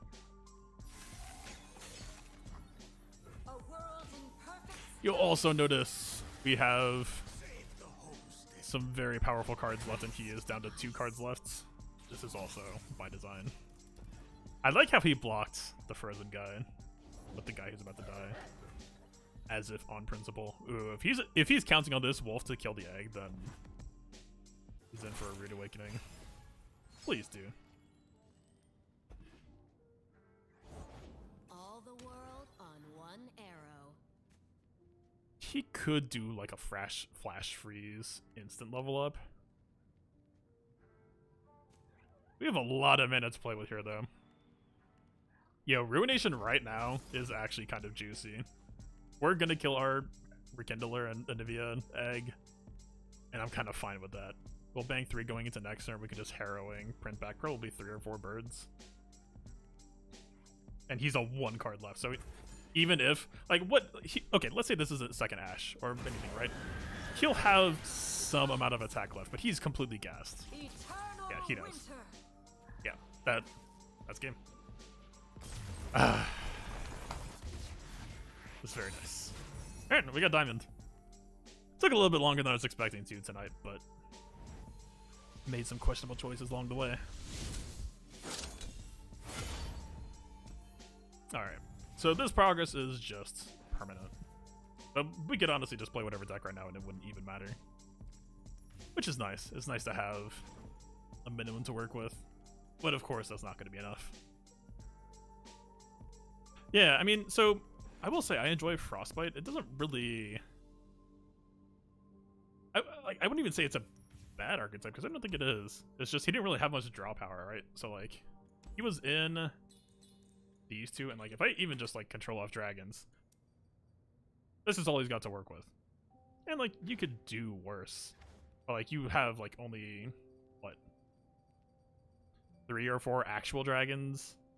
Like, this is actually a pretty good synergy card. I would actually say this is actually probably what tied that deck idea together for him. You know, 2 mana, 3/2 Challenger. Challenger meaning that it can drag. It can choose effectively what blocks him. How many more until Masters? So, each LP tier is 5 more wins than losses, basically. We're plus 20 or we're minus 20, pretty much always here. So, we need to be 15, well, 5 to 3, 20 maybe. We need to be plus 20 on wins to get to Masters. And then from there, I'm not actually sure what the state of Masters even is now. But we're aiming, I think, to get into top 700 by this point in time. Yeah, top 700 Masters.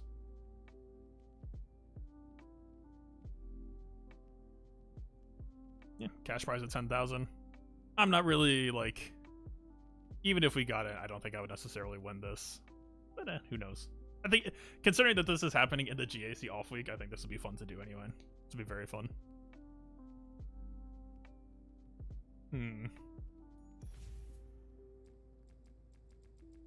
I would actually need to look up, and I've never even done like a card game tournament before. I don't know if there's rules for like, do we need to bring multiple regions? I wouldn't say I've been one-tricking, but I would say I have certain decks a lot stronger than other decks. And if it's not Shadow Isles plus Freljord, which is like most of what I enjoy playing, which is like heavy control package, I'm less of a good player, let's say, than I otherwise could be. I do like, so we have had some matches that were like clunky, and I do think that like Hapless. I mean, so there's cards like this, right? The last guy we played against, or like 2 matches ago, used this against me. So there's cards like this, which I think is partially why Hapless is interesting here. The big thing is, it's a 5 mana slow, and it's 5 mana slow with an ideal target.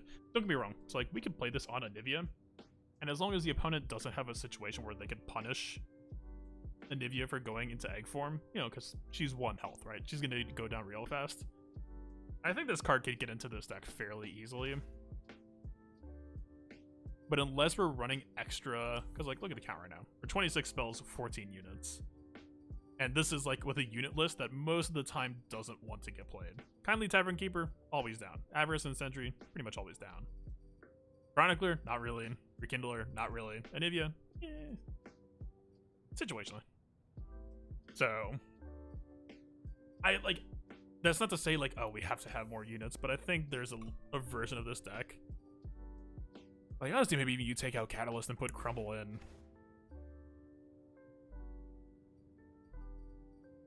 You know, this is how I tend to do my deck building in most card games, is I'll take the meta deck, and then probably somehow make it worse, but like cater it towards my personal biases. And that's not even, like, that's the thing. This isn't even meta. This is probably like tier 2. It comes and goes, it depends. The meta's been moving quickly. There's also like a lot of viable decks right now. Like, not even viable, like a lot of competitive. But I don't really know how Anivia positions in here, but just... There's also... Alright, I'll try doing this once. Not ranked. I don't have an opinion strong enough. There was someone in Masters who was messing around with this. This is off meta. Fairly similar idea, but with some key differences. It's deep. I'm not sure I'm gonna feel against it. So if we're trying to outvalue him, it actually isn't that bad of a hand to have. Also, not a bad pickup.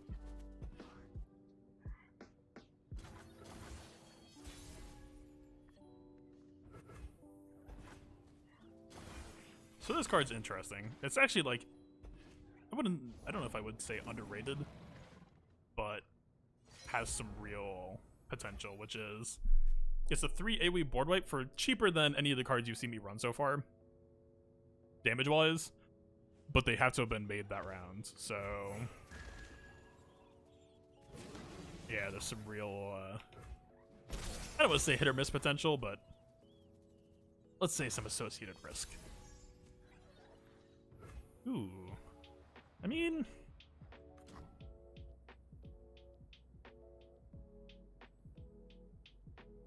Let us get going. Sure.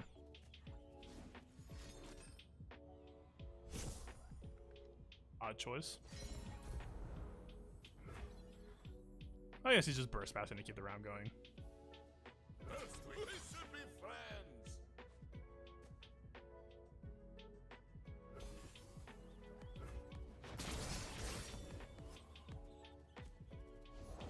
The Blessed Isles live through me. Fortunately, don't have a way to punish that immediately. And boxing right now doesn't really... Like, we don't have a ping to follow up with the next turn, so... Oh well.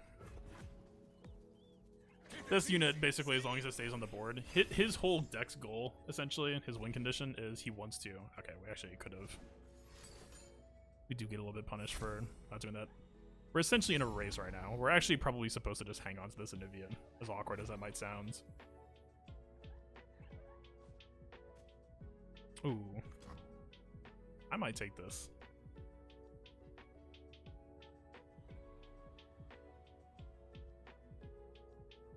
I mean, killing that is incredibly important. What will you I don't know. A mug of your warmest milk, my friend. I mean, if you offer me this pass, I'm kind of obliged to take it. My talons are frost, my wings the bitter winds. And Brom is your wingman.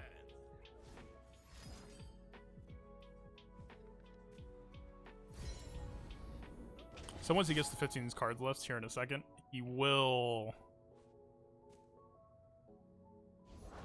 Danger pays. Whatever. His deck is going to become a lot stronger suddenly, which should be about right now. The moment that this levels up is when he tosses 25 or loses 25 things, and that basically puts us on a timer, which is why I don't like.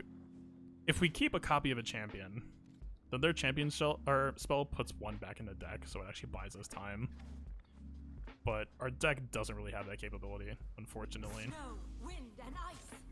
Doesn't have the capability to do that well. Show me your best. Think hard. Think strong.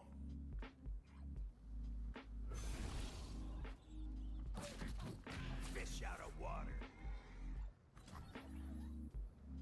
Endless cold. Endless heat. As long as that stays alive the first time that he plays something, he's going to get closer to leveling him up, which is why I think killing him was such a priority, but...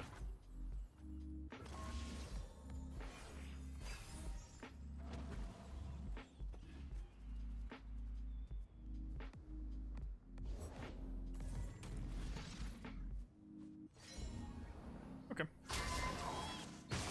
This actually works pretty well for us. So this card's entire concept is he will obliterate, which means that she's not even a part of the death pool if this works. It'll just be like it never existed in the game, as long as he has more health. So all we have to do here is just play this here box over yonder, and we satisfy that condition in our favor pretty easily. He tries to play a counter card in response to get her lower, and I say... We probably need to grasp the fish, actually, just to make sure. Because if he happens to have another one, then we won't have mana to tap back under again. So it would be kind of just cleaner. We did it this way.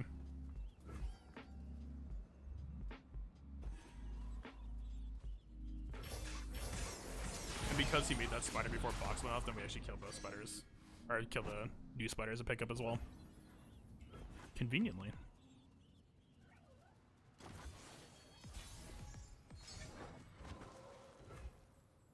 Let's soar! My shield is my sword. Have you met my shield? Not really a good drag target in general, unfortunately. His Maokai should probably level up this turn. Not a whole lot I can do to stop that either. This is one situation where possibly... this is really hard to say. Rend the sky! If we had a second Anivia in hand, then we could stall pretty long term here, but it would be difficult.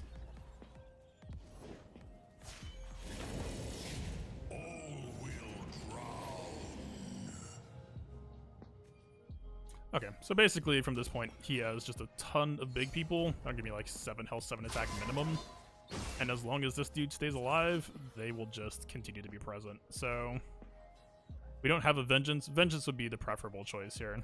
We are probably forced to just Ruinate here instead and hope Anivia doesn't get pinged. If he has a glimpse, he could level up Maokai. That is anything to kill this guy.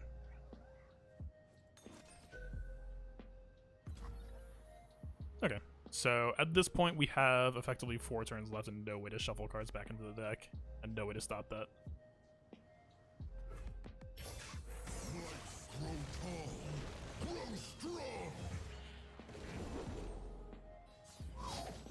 So this one I can't show the whole purpose of why this deck was made. This card, this actually used to be a meta pairing. He used to be a 1 attack 5 health, and that alone kind of broke him. I think he was also 3 cost at that time. Yeah, he can't pop the egg. Oh wait, I misread. I thought that we were closer than I thought. Oh well.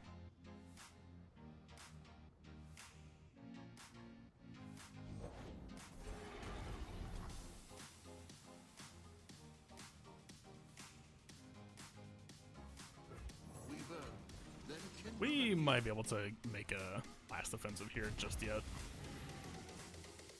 So I'm pretty sure we just let him swing here because we want to keep. We don't want to block with Rekindler here because we want to be able to Chronicler him to make 1 more Anivia. We're basically getting blood from a stone right now. Yeah, because if we blocked with this Anivia too, he could have just popped a double egg. And we definitely don't want that to happen. Okay. We get the level up. If he has another Devourer fish, that would be... Of course now it shows up. So, yeah. 1, 2 different random champions. I mean, from your hand, so if we had them in hand, it actually could have happened. We basically could have made a regenerating 10 attack, 10 health dude who could drag whoever he wanted and, of course, would regenerate. And then once he leveled up, he just keeps on continuously generating units. Very strong. But also, his Maokai leveled up, and we have no champions left. So we're kind of just left to our own devices.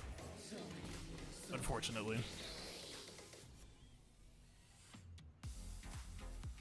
We're pushing an okay amount of damage, but the fact that he just healed as well, we're kind of running out of...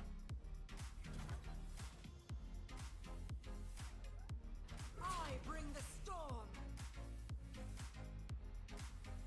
He's actually kind of close to being dead. We get 1 more attack. If you run out of cards and then try to draw 1 more, then that's it for you. But we'll get 1 more swing, basically. He has to solve the Anivias somehow. If Anivia gets 1 attack off, then he'll be done for.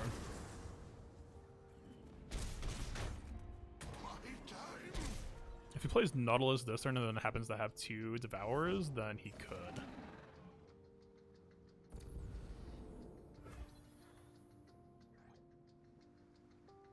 If he thinks this is going to be his lifeline, it would almost be better to leave this alive. I don't think I can safely ruin it. We know he has cards that could punish that.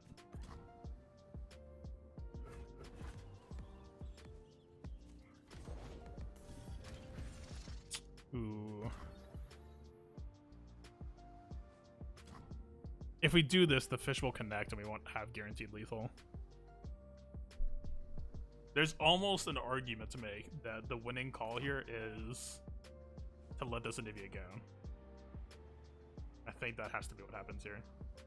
We have to deny. So lifesteal, instead of going back to that unit, it goes back to their Nexus. So this will heal him for 3. We could keep this Anivia alive, but yeah, I think we just let her peace out.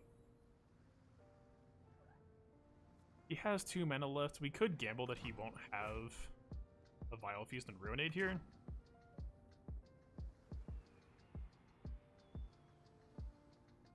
That's a very big gamble, though. We know he played 1 already. It's possible that he won't have more. When he tosses cards, he's tossing non-champion units from the deck, so it's actually fairly high odds that he won't have it.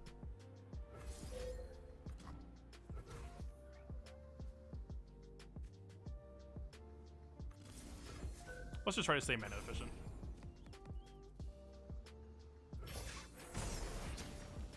By doing that, we can't counter a second or a third Devour. Okay, that's very convenient. Oh my god. Okay. So this will lower all of our people's attack to the point that we can't block Fearsome. So he would just... He actually wouldn't insta kill it. Hilarious. I mean, he would if we didn't play a card, but we could just heal here, let him attack. If we do that... Again, I think this is a matter of playing to win instead of playing to not lose. So, if we do that, it's possible that he runs that Atrocity card I mentioned earlier, so he could just deal 9 damage to our Nexus.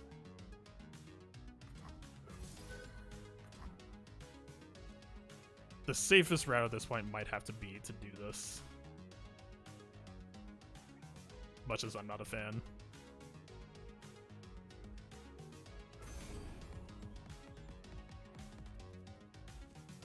We could top deck Harrowing or Rekindler as well, which would give us an Anivia back. We'll see if he has a way to take this out. He doesn't. Okay. We take that. Interesting. Yeah, so because he's constantly churning cards out of his deck, and he did it pretty aggressively that match, right? You can see. Like, he's straight up just removing those cards from his deck. There's no way to get them back. They were pretty high odds because he'd already used 1 Vile Feast, this card. This is basically the one that I had in mind that would wipe our Anivia off the board. Right, 2 mana, drain 1. Drain being deal 1 damage and heal the Nexus for that value. But the fact that he'd used 1, and just the fact that he was a toss deck, it meant that it was probably a pretty safe bet that that wasn't going to be happening there. I mean, I would say they're fairly similar decks, or like they're fairly similar concepts. There's just like cards like Field of Rush, obviously, this is 12 mana and it's slow. Like, you're committing your entire turn to just making 2 mega units. I get what it's going for, but it feels like a little bit too much commitment to... It's a little bit not control-y enough, in my opinion, right? So we have like 2 draw cards. Tavern Keeper, I would consider a control card. 3 ramp cards, 3 control cards. Braum not really achieving a ton here. He generates 1/3/3 the first time he takes damage. So like you get a fearsome blocker out of him, it's not bad. But like, unless you happen to draw 2 of them so that you get to give him +3/+3, which even then is kind of not the best play. It's just like Box being conditional. Box can be incredible sometimes against certain factions that just want to flood you and go face. Like, this can almost like single-handedly win you the game, right? But it's like conditional, and this is like me after having like, this doesn't even have like 2 Ruination, or this had 2 Ruination, 2 Vengeance at first too. This is like me after ripping it up. Like, I'd probably still go like 1 Chronicler. 3 Avalanche is a must. possibly go back to 3 whale or something. I don't know. That's a version I was considering trying. And it kind of diversifies the win condition as well. But, yeah, we'll see. I'll give one more go. This is your Christmas deck. I was actually considering playing the Christmas music. Whatever. Let's get some holiday spirit tonight.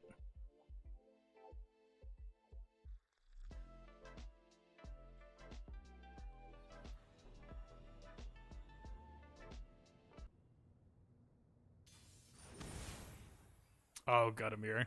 I did this once last night. This is... So, my deck is actually... The modifications I made are pretty bad for Mirror. Because this is probably going to be going the distance, and... Yes.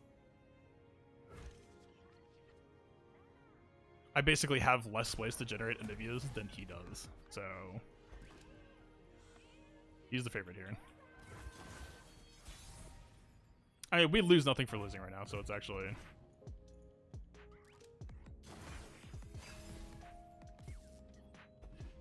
Okay, helpful. Doesn't mean anything without the Anivia, but helpful. Nothing escapes my watch. I would actually probably rather leave that alone. For the homestead. I don't want to give him cycle to find the cards he needs. Okay, buddy. You're just the god gamer himself, I guess. We're burning mana by doing this, but there is a conceivable scenario where this is the winning play.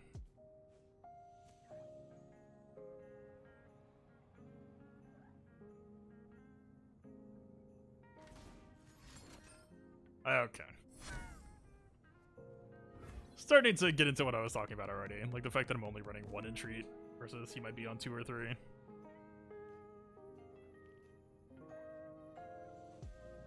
I mean, he already has the cards he needs, then we might as well.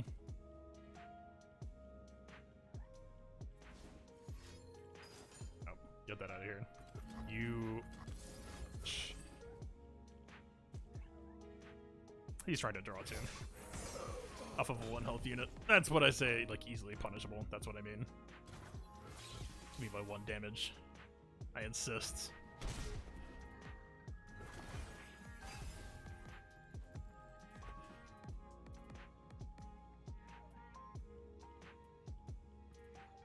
Anything to help Psycho right now to find our birds. All we care about right now. So one downside of the fact that we just use 2 Vile Feast though is that we can't like Vengeance plus Vile Feast their Anivia next turn when they play her. Actually, so These old eyes still see I thought about this actually last time I played this. There is a real scenario here actually where we're supposed to avoid killing his Anivias at all costs. And if he kills ours and we don't kill theirs, then we just get ahead on harrowing and we can run away with this. This is like this all this turns into is like bird trench warfare. And this gets really sweaty.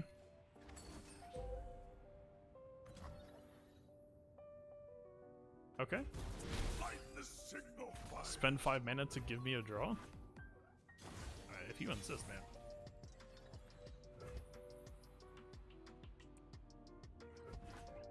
Our hand is somewhat bricked right now, until we can find an Anivia. Once we find an Anivia, we're pretty much golden.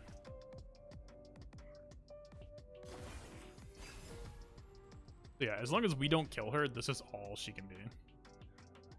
Obviously, she'll go to 3 attack, kill 2. Okay, that changes things. That means he has the actual ability to reprint them now. I'll spot him.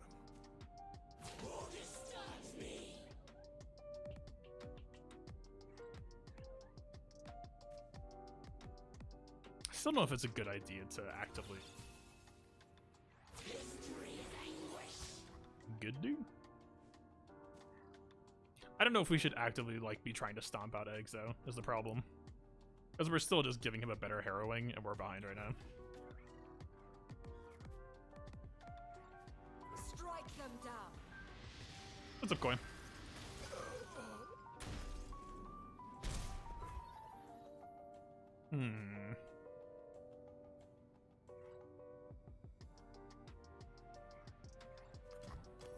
Warm hearts and hot soup. Yeah, We're basically just a Nivea waiting room right now, I guess. Achilles? Where are you? Oh, he's actually weird.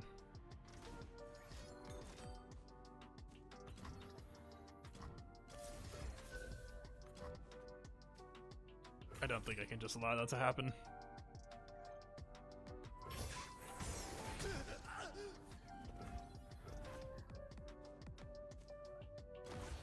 Very expensive mana to do that, but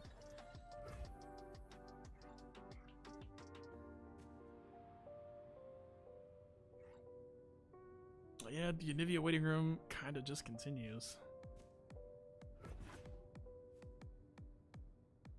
We're gonna have to blink at the next turn, though. Like, we can't really just let him level up both Niveas, I don't think. We each died, then I have Ruination right now.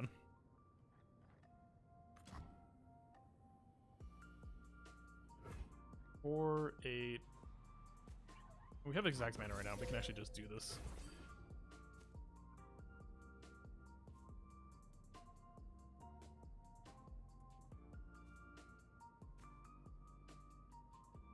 If he has Harrowing, then we're kind of just screwed.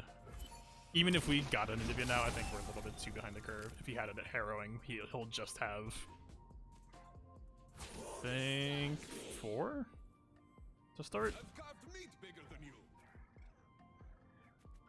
Rend the skies. If he doesn't, then this is absolutely playable still. Wish you could see my cards. That's not really intentional, actually. We could probably get rid of chat. Sorry, I didn't even think about that. Actually...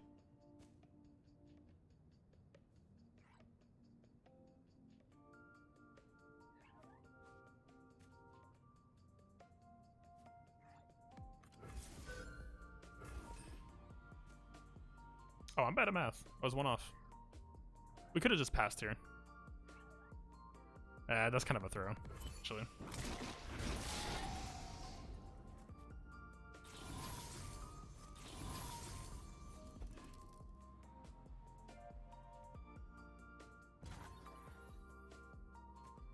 Don't really have a good spot to put it. Ah, whatever. We can just disable it for tonight. It's not moving too fast anyway. Yeah, I thought I had exact for 4+4+5, so we could have done Withering Whale to pop the eggs, but oh well. This is our time.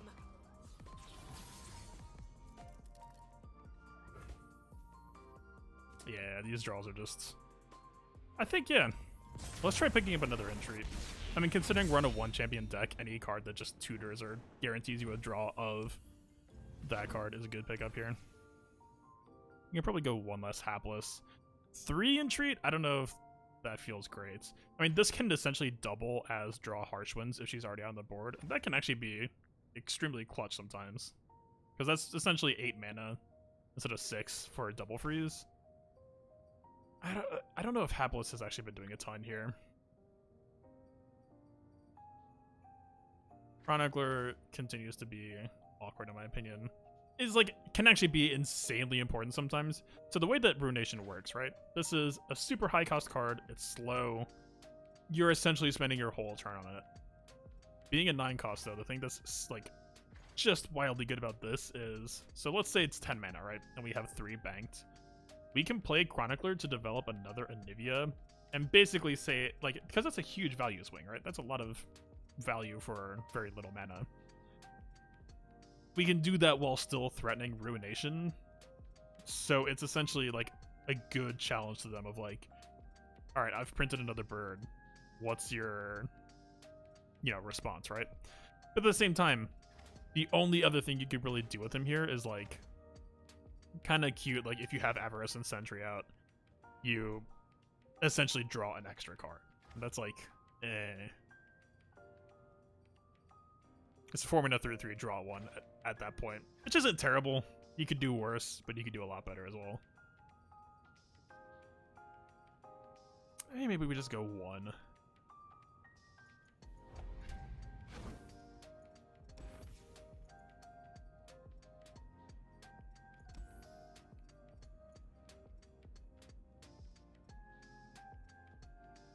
Like Missed Call could very well work, but I would say for the most part that feels a little bit Anivia dependent as well. Black Spear as well, like we don't have that many units, so I don't know that we get that many activations on it.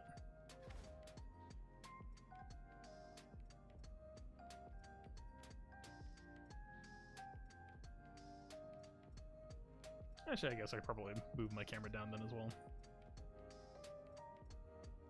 I have to take a look once we're in game.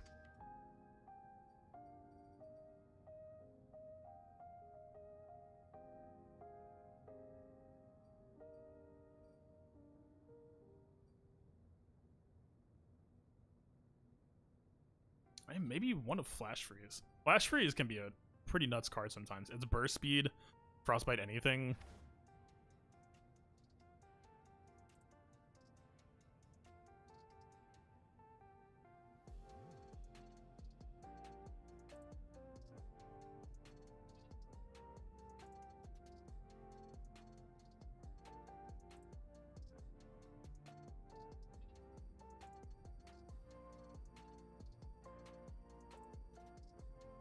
Let's try one of Crumble, actually. I mean, if we're taking out Hapless, though, I'm not sure. Okay, let's try this. 2 Entreat.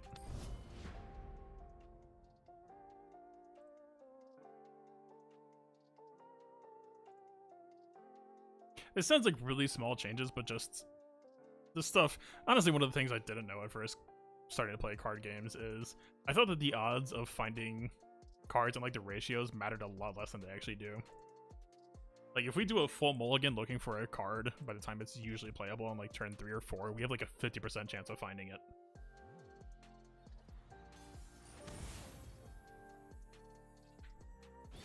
Alright, we get to play Gatekeeper for something, trying to get to diamonds.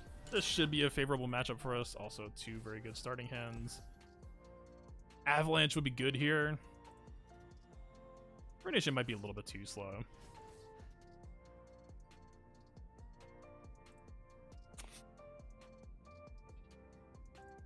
Let's try getting rid of it. Okay. Maybe kind of wish I kept it. I'll burn for what I've done.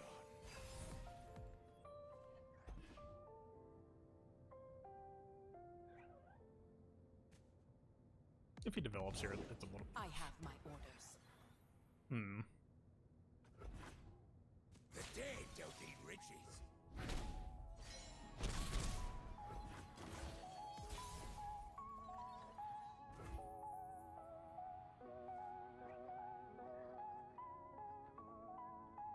If he develops MF, yeah, we're gonna take more than we should. Catalyst doesn't really work here. You don't really get to play Catalyst against aggro, which is what this archetype is gonna be for the most part. So if we swing here, taking 2 means we're just gonna die. She does 1 AoE damage to us whenever anyone on her team attacks, so she could just sit on the back row, which she probably will here, and not see combat.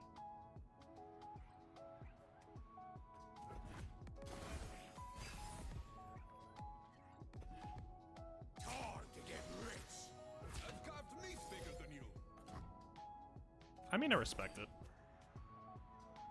I don't think this deck can really afford to try to flip her, especially because it might not be running scouts that much, which is what allows them to attack twice per turn. Scouts is what I was playing. Yeah, knock yourself out, I guess.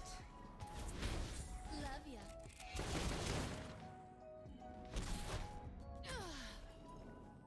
Okay, so she's down. The Vengeance are definitely clunky here. Let's see, his GP not really that leveled up. If we pass here, he doesn't really get that much value, even if he passes back. This is a guy who, at the start of every turn, will make a spell that damages one of their people by 2, but hurts their Nexus by 2, so pretty easy to Vengeance that, for the most part. If he plays the Gangplank now, it might be awkward.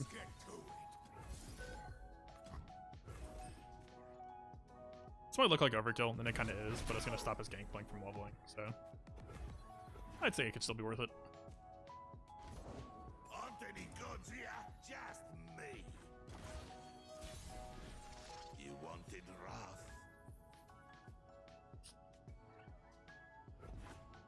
fine taking this pass. I guess it costs 0 mana, so there isn't much point in doing this, but...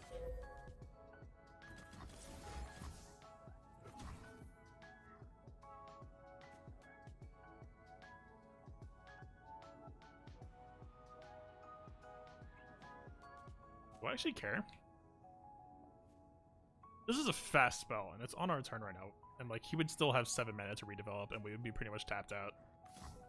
I'm almost kind of tempted to just make this an Anivia turn. It's going to give him 1 level up on his GP earlier, which is a little bit unfortunate, but... A storm approaches. He might actually pass back off of this, too. A lot of his stuff is squishing. He might not want to take this one anyway. You started without me. I mean, that kind of matters. He's still burning a lot. Let's just keep passing.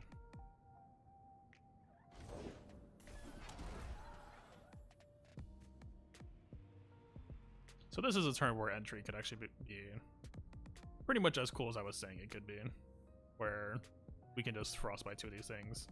If we pass, he might take the pass back. I don't really want her to go into egg form.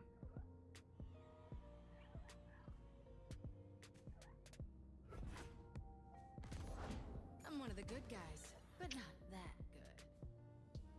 But he's all in.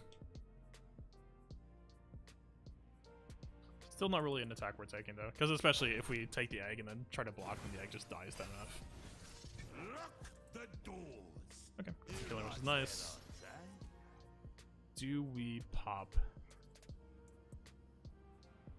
the move? I protect this place. 4 is a pretty low number to go to. We'd essentially be at 2.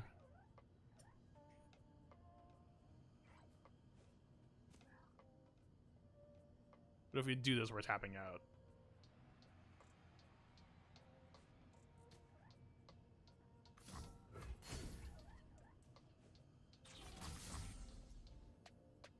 I think it's probably the play. We're gonna go down to 11 instead. 11, essentially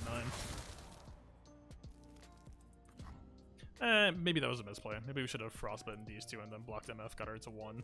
Because then next turn the Anivia attack would have killed her. That's actually probably a throw.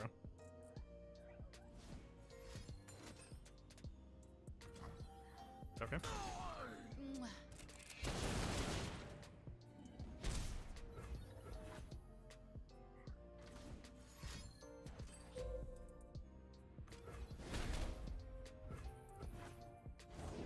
There's plenty of killing left.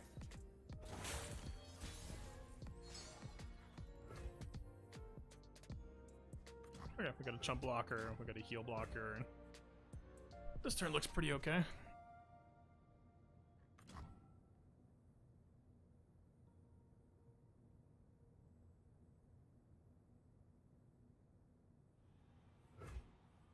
For my homeland.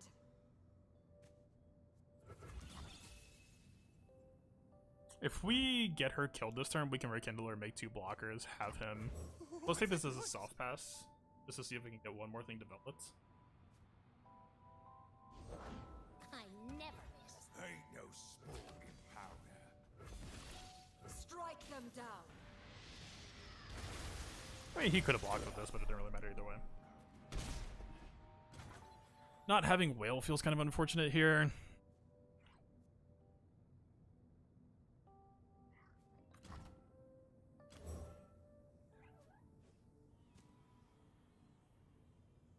Leave your bags in the door.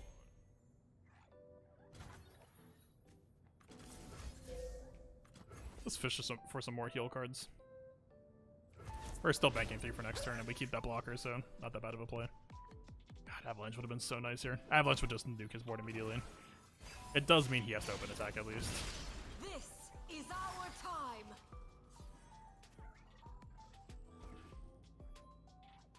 Time for violence. Let's talk about your dad.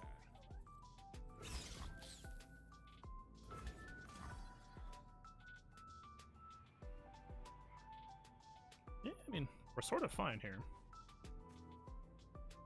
I don't think there's that much to need. Do we even really need to play anything? We have a burst heal. We're not really dying at burst speeds, anything he could have here.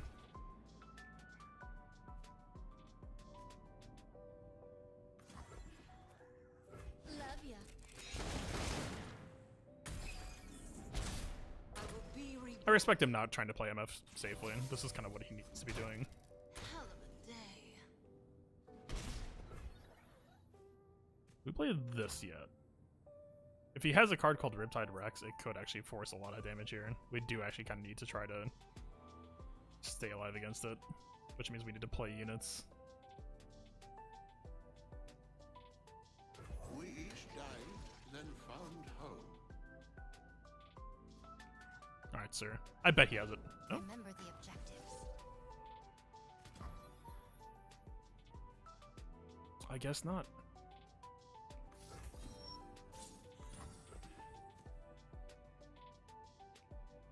So he has one card left. He can't kill us this turn.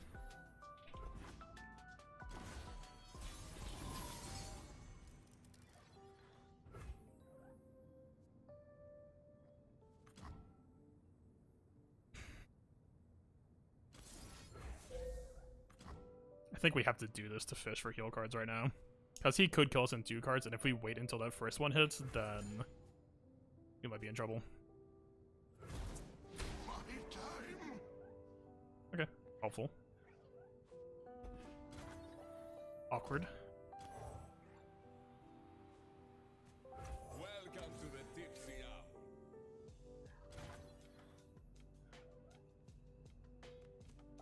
I bring the storm.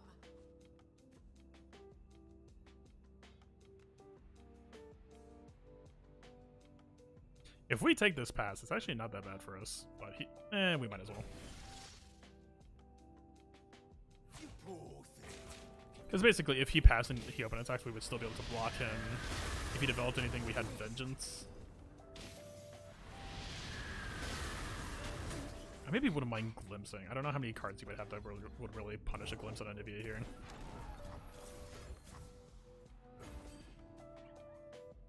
And if he happens to be able to kill her, we'll just harrowing. A heal card, another Vengeance. Yeah. I think we feel pretty cozy here. Eternal winter. Oh, that's a ridiculous draw too here. Yeah. Keep up. Let's do this.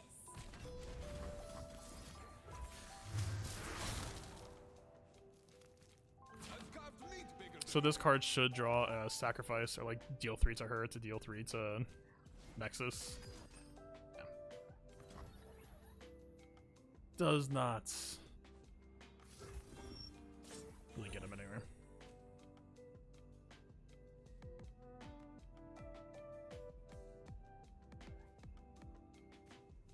At this point, he's probably contemplating surrendering.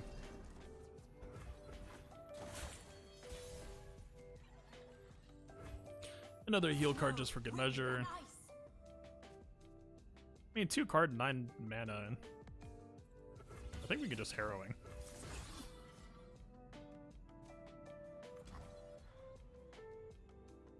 I could be wrong here, but I don't think he has any real punish for this. And we're potentially thinning lethal off of this, so. We make the bird army. I bring the storm. Why are you here? Yeah, that's game. Lovely. Now we're just parked here for 30 seconds waiting for the animations to finish. Yeah. Not bad. Okay, well, I'm here. I guess this is probably the ideal spot to park on my name.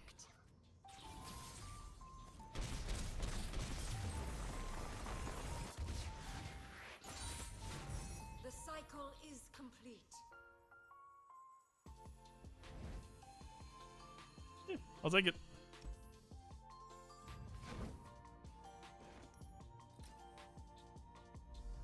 I feel like I'm probably supposed to stop there just because I want to make some more progress on LSTB videos. Not bad. I'll take a capsule. Oh wait, did I even get that stun quest? Oh yeah, we got it. Oh, we were supposed to win that game, of course. I mean, if we went for the winning, or like more winnable deck list, then I guess we wouldn't have gotten the stuns anyway, so. It's all the same. Yeah, cool. I mean, we're up at diamonds. We're now 19 wins away. And yeah, I mean, 19 was away from Master. I don't know how many it's going to take to possibly get to top 700, or if that's even within reach for within a week. Otherwise, yeah, I guess we will be platooning with confidence. I do need to remember for the next LSTV, I need to try to plan a little bit more successfully. That, or maybe I could just, like, maybe just embrace the pre-stream. I don't know, because I'd be playing this anyway in the off-season, right? So, approaching around that time, I will have been doing this for a while now. Maybe I could just do, like, hey, we're going to pre-stream until the platoons are available, and then we're jumping into LSTB, so... Because, yeah, it feels weird trying to, like, pre-call or, like, make the YouTube listing and just, like, alright, 5:30, hopefully, probably. And, like, I even tried putting in the title last time, like, you know, waiting on platoons or whatever. That didn't feel like a great solution, exactly. So, yeah. Alright. I haven't eaten today yet, so I'm going to go do that. I hope you all have a good rest of your evening. Thank you all for stopping by. If you did, I know this isn't really meant to be a Runeterra channel, but yeah. I think this game embraces a lot of what I try to embrace in Galaxy Heroes, of just like prediction, getting your opponent's head, reading them, playing around it. Of course, in card games, you don't always find the cards that you would need in this situation, but good gameplay prevails over time. So hopefully that was cool. I know slow deck maybe not the most interesting, but I think I hopefully make it more interesting, explaining my thought process and what we're looking for, our path to winning. And yeah, all right. Have a good rest of your evening, everyone.